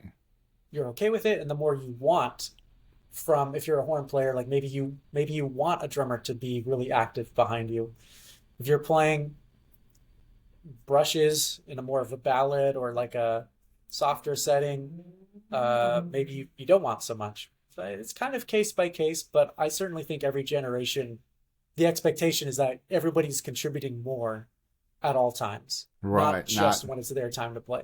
And it's subjective. For me personally, I kind of like the idea of it if we're going to take turns soloing, let's do that. Or we could all play together. And now we're doing some Ornette Coleman free thing. And it doesn't even have to be free. Like it could be over the form of a tune. It could be in time. But then each instrument is really getting away from their roles of the bass isn't playing quarter notes or the figures, the drummer isn't playing a groove. Now it's everybody playing textures and colors. It's like, okay, we had a cake with icing, and now like everybody is just a different icing. Right. Like, So it kind of well, becomes, where's the yeah, cake? yeah. Yeah, You lose a little bit of the substance. Yeah. yeah. Yeah. But that also falls into like maybe we're just rethinking like what is a dessert. Right. We're trying to push the music somewhere else and try new things. That's important too. Yeah. But it's very case by case, I guess. And I think in general I try not to overstep. Like if someone says they want more, I'll do it. Volume, density, whatever. But I might always start here and And let them tell me to go because I hate being told to reel it in. right. Not because Yeah. not because I'm like, how dare you tell Right, me what to right. do, But because like, oh, I'm sorry I did that to you. I'm sorry I made you tell. I'll be here. You tell me if you want more. Yeah. cool. So before we go, tell us a little bit about what you're doing. What do you have coming up for gigs? What's the scene like out there as far as the jazz scene goes? So some pretty exciting things are coming up soon for the LA scene in general. We're actually going to have the return of the Blue Whale. It was closed for a number of years. There's a new location. It was for me especially. They opened right around the time I moved down here, and they quickly became just the hub of awesome music. Not just jazz, but a lot of jazz. That's opening soon. I just saw a post that Blue Note, the club Blue Note, they're opening an LA location Oh, pretty soon. really? So that's going to be a big deal. So that's very exciting. As far as our record goes, we've got another album release show planned in January in Costa Mesa. It's in Orange County. That's coming up. We've been doing a lot of school clinics and concerts and visits, and which are usually just for the students there, but a few of them, some universities like will be open to other people coming in. So that's going to be just over the next few months. I haven't quite announced it yet. I'm still trying to finalize it. I'm hoping next month I'm going to be visiting Florida for a bit and been doing some events at a few shops and venues out there. I don't have all the details yet because it's a little last minute. But and there's a few other venues that I'm working out dates with around LA. My goal is really to get us outside of SoCal, Right. and wanting to do it with this exact quintet is just really challenging because everyone's schedule and traveling costs and touring and traveling is difficult.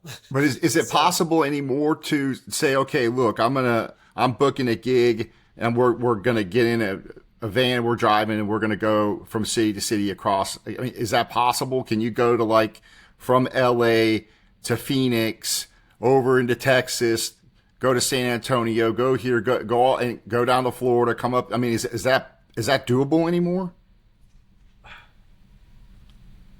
you could string two or three of those together and call it a tour and be done. But when you're doing everything indie yourself and you don't have a tour manager and you don't have someone negotiating those with the clubs and doing the contracts months in advance, it's very, very difficult, if not impossible to do it. Really? And with a band this size. I mean, if you're a big name, it's easy because you have a Right. manager, you have clubs that already know and want you. Like I have to convince people that I exist and then convince them that they like me and want to book me, let alone doing that. This would have to be months and months in advance. I mean, I have some friends that have done a few things like that, or like a few cities or a few states, short run. But it's so much work and preparation, and everybody would have to be either somebody has to be fronting the cost for it. Like, so am I gonna pay for all the travel costs and all of our lodging and all of our meals, and then try to actually get the band paid, and then whatever they're losing while they're out of town, like with their own steady work. If you teach at a school, Right. like you're gonna be gone for 2 weeks, like you can't just up and leave.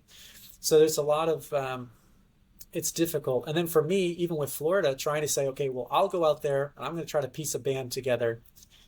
Not only is it not the band on the record that I'm trying to promote, it's just even more difficult because I'm not the person playing the melodies or the chords. It's like I'm booking a band that I'm going to accompany and telling them they have to play this very specific thing. It's just a little backwards. So I'm trying to get some stuff. I mean, Arizona would be awesome. I've been thinking about asking Mike at the In Groove about doing something in store. You know, he's our distributor, and then maybe while we're there, we hit another club. It becomes a thing of everyone in the group, like if they already know a place or if they know some venue in some town they have some in with, that helps. Right. A big part of that is also for jazz especially is based on we can go to that city because the local university can have us come and do a visit, and like that helps fund us getting out there, and then we can do a show as well. And I'm trying to, like, that stuff just has to be done months and months and months in advance. And again, it's like I get weary of the idea of coordinating something like that and then being on the hook to deliver it still. And if people in the group are all of a sudden not free for something, like, because it's very challenging as the drummer to find a trumpet player that's going to come in and sight read 10 of my songs, you know, for not great money. So it's challenging, but it's something that I'm working on for the new year for sure. Yeah, that's yeah. Because I mean, back in the day, that they, you know, reading all these, love to read jazz history, and it talks about that there were certain circuits that these bands could literally kind of go across the country and play at all these different places. There were jazz clubs, enough of them, where they could play a week in New York, go to Chicago, play a week there, go over to Kansas City, play over there, St. Louis, you know, whatever. And there was enough of they can make where they can make a living doing that. I guess nowadays that's you have to have other things going, right? As a jazz musician, you have to teach, you have to have some kind of other income. You can't, Again, unless you're, you know, if you unless are you're a big if you're name. an, Wynton yeah, unless you're a Marsalis. big name, when Melissa Aldana, like if you're on a big Big label and label. the label is helping cover that stuff, like I am the label. So it's like, well, I can't, like I yeah, it's very difficult. But yeah, and back then, there were just so many more clubs. Like even in LA, there are like a few that would be big enough to, if someone that didn't live here wanted to book a tour. It's not the case like there's 10 clubs and you have your pick of which one you want to play at. Um, Fewer venues, and they are all further away from each other, and traveling is more expensive now than ever. And the bigger the band you have, the more costs you have, the more schedule conflicts you'll probably end up with. Um, but yeah, and it's like you said, it's certainly the case now that unless you are an artist like that has uh, some level of notoriety, you're probably doing a mixture of original creative work, function corporate work, private teaching, teaching through a school, public school or university. And then once you get into that, then it gets harder and harder to be able to take that stuff off to go do the thing. Maybe you could do like a one-off and fly out and come back. But to say, I'm going to take the next 3 months on the road, like Right. That's then it becomes that's your full-time thing. And if it doesn't financially work out, you're like, well, I can't actually live off that. So I can't, you know, always trying to find a balance with that stuff is tough. And again, just being, I don't know how Art Blakey did it. I would hope I'm sure he had some kind of a manager, yeah. They had but the name, and they could Blue Note not and whatever they were. yeah, exactly. Blue Note's going to do that stuff. But even in the later years, it's like by that point he was already a name, so it didn't matter. Right. But there aren't any big name bands like that other than, you know, Art is gone and Horace is gone, and there's certainly a lot of people around that played with them. But unless you're Winton or Branford, like it's hard to do something like that um, with the exact band you want, and Right. that's certainly been a dream that I'm hoping to do at some point, ideally with this band for this record. And then anything further plans? I know this is a pretty new record, so you probably focused on that. But what are you looking at for like future recording projects? Have you started thinking about that yet, or you just kind of have that on the back burner, or do you know kind of what you want to do for the next project? Kind of on the back burner. I mean, there's a few songs that we've been playing during these album release shows that I wrote probably just after we did the recording. So we've been playing them a lot, but they're not on the record. I've got at least half or more songs ready to go for the next record. Um, I don't know exactly when that would be, but Right. I'm thinking about. I also want to give myself some recovery time Yeah. financially for this first one, but also just knowing it's going to be from whatever day we actually get in the studio, it'll be 9 to 12 months before the album comes out. Which is So which is like amazing. And why does it take so long? Just so people know, why people think you go in the recording studio, oh there it is, come out with the mix, make the record. Well, how come it's not out next week?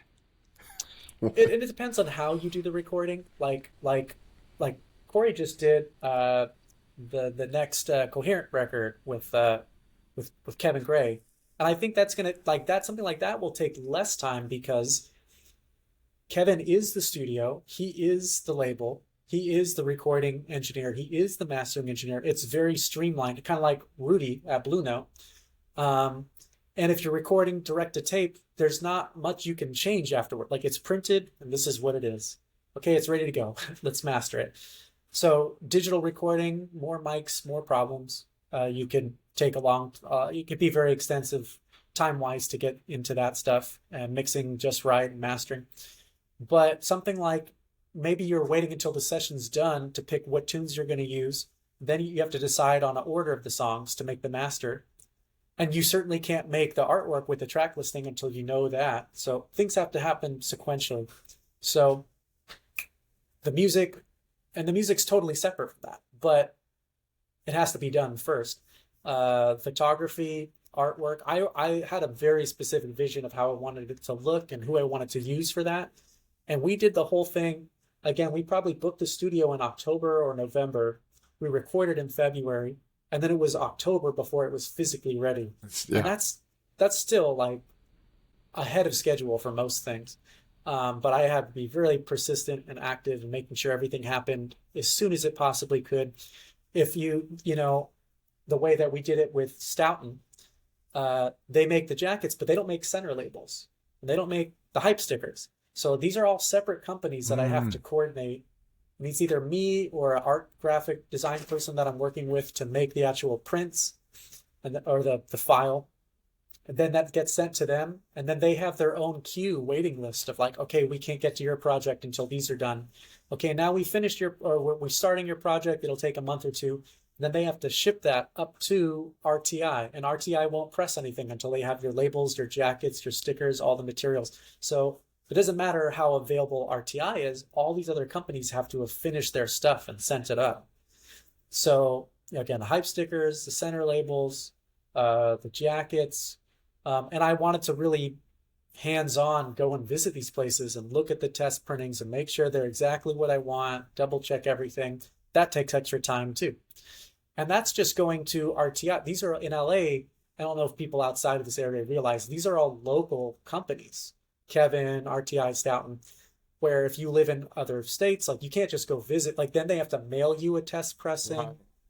or and even the way that the Tone Poet stuff is, the classic series I think is optimal in Germany where it's pressed. So you got to mail stuff from Germany over here. Like you can't just go visit and see how it sounds. Right. So it's pretty extensive. And that's assuming the test pressing comes in and you You like like it. it? Like I was really on the fence. Like I don't have experience in listening to test pressings. It sounds good to me, but this is what I do. Uh, I'm very grateful that both Kevin and Joe Harley would like sit down with me and like listen to it. And instantly Joe's like, this sounds great. Just do it. Don't overthink it. So, okay. Because I would sit there and like you get a stopwatch out and you listen and every sound you hear, you write down. It's like, okay, is that a pressing issue or is that just a little piece of whatever? I didn't do a sonic wash before, or I didn't, Right. did I clean my stylus, or is that just my setup? Or is that, so there's so many things to overthink. But Joe and Kevin helped a lot with that. And that was, I had the test pressings for 2 months before Joe gave me the green light. So now I'm telling RTA, okay, yeah, that's good. Go ahead and press. Okay, it's going to take us another few months because you didn't tell us soon enough. Or, we've Right. got. Wow. Yeah, it's a I lot. would I would go into Stoughton to look at the jackets, and like up on the wall they have all their projects. It's like, okay, here's the Green Day album, here's the Max. And at the time, this was like, we can't talk about this stuff yet because it's not out. It's out now. But I'm just seeing like, oh, I'm bringing my little like 1,000 copy independent jazz record here, and you're making like 300,000. Like, how many copies of? And they said, oh, actually, you'd be surprised. Everyone thinks it's just for big labels. Like, a big chunk, if not the majority of our work, is independent stuff like you. It's nice. But all those elements and the music production listening is one thing, and then going over and over all the different jackets, the artwork, that's a different thing to look at. And again, the center labels, What's your the label sticker, look like, like? Yeah. The and liner notes. that's You get the liner notes. I had Rich Capeless. I asked him about it. He was up for it, and then we would kind of go back and forth, like editing stuff together and something. Okay, it's fine. It's fine. Like the right combo of all that. Just the amount of back and forth with Gordon for the graphic design stuff. Um, yeah, just all the back and forth in a good way to get the result and the product that we really want and that I'm very proud of. But it's just time. It's a lot of work. Yeah. Yeah. And that's why I didn't play music for like a few months after we recorded, because this was my day, like 10 hours a day for weeks, Right. just making sure that it's right. Well, it came out fantastic. And when you're talking about the artwork, I recently did this documentary here, and I made the film cover, the posters, and I just did this little thing on the back.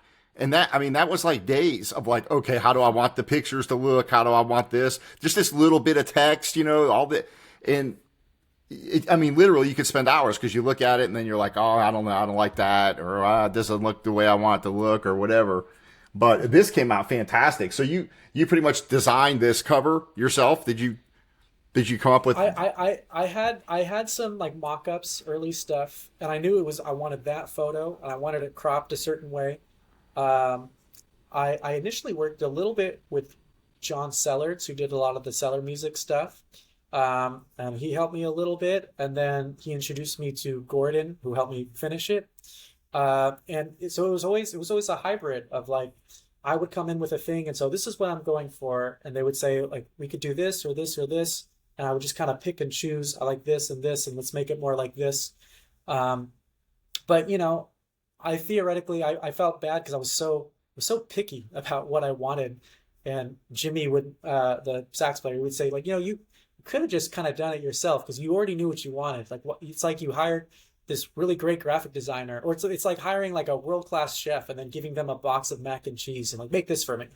Like, it's like, well, you know how to do this. I said, yeah, but I want someone with the experience that is gonna, I don't have to Second guess I it. want it to, yeah, I want it to be like this needs to be a real production. And like, this isn't something that I want to figure out on my own. I want to get real experienced people on it.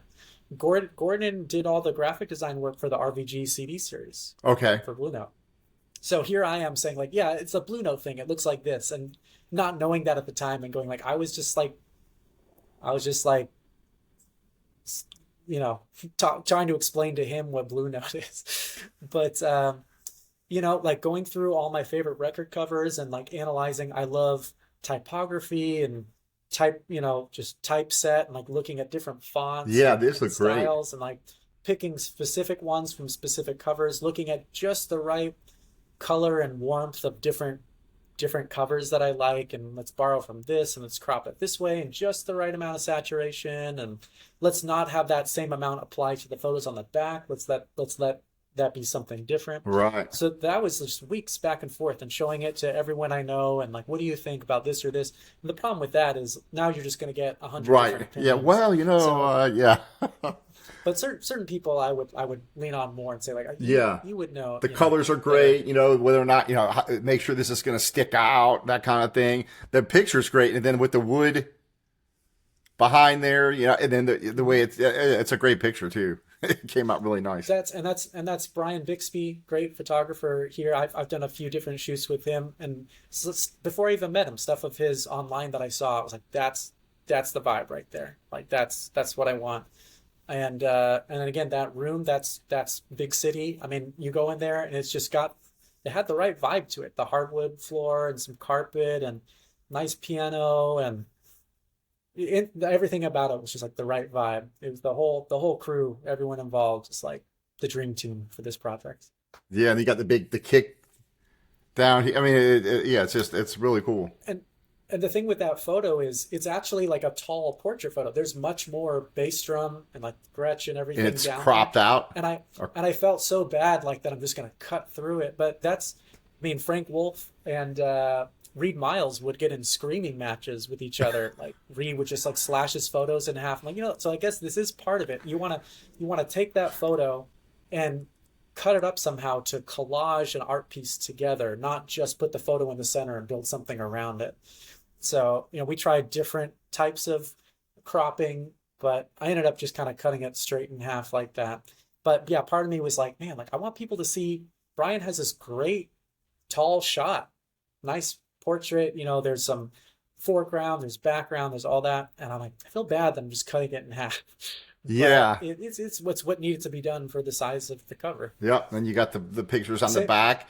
same with all the squares. Like those are longer or wider shots that Right. we had to make in the squares. Yeah.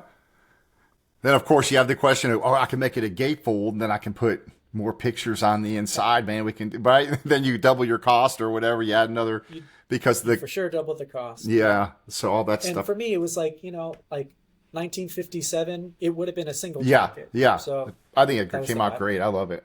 Yeah. Yeah. Cool. All right. Well, I think we're like at like 3.5 hours or something. So I don't want to keep you all night, but I really appreciate you coming on the channel. I really enjoyed talking with you. Hopefully we can have you back on again. Let me know when you have time, and if you got a topic or something you want to talk about or whatever. I love this stuff. So, and I think the people that watch the channel will enjoy it. And so I've got a lot of work to do to edit these into episodes. So we'll do that though. No, and hopefully the lighting is okay. I don't know if That's that's gonna good. be Yeah. work, but thank you again so much for having me again. I really enjoy watching all the stuff that you've put out, and obviously I love talking about this project, but also just other records and music in general, or anything that comes up. Like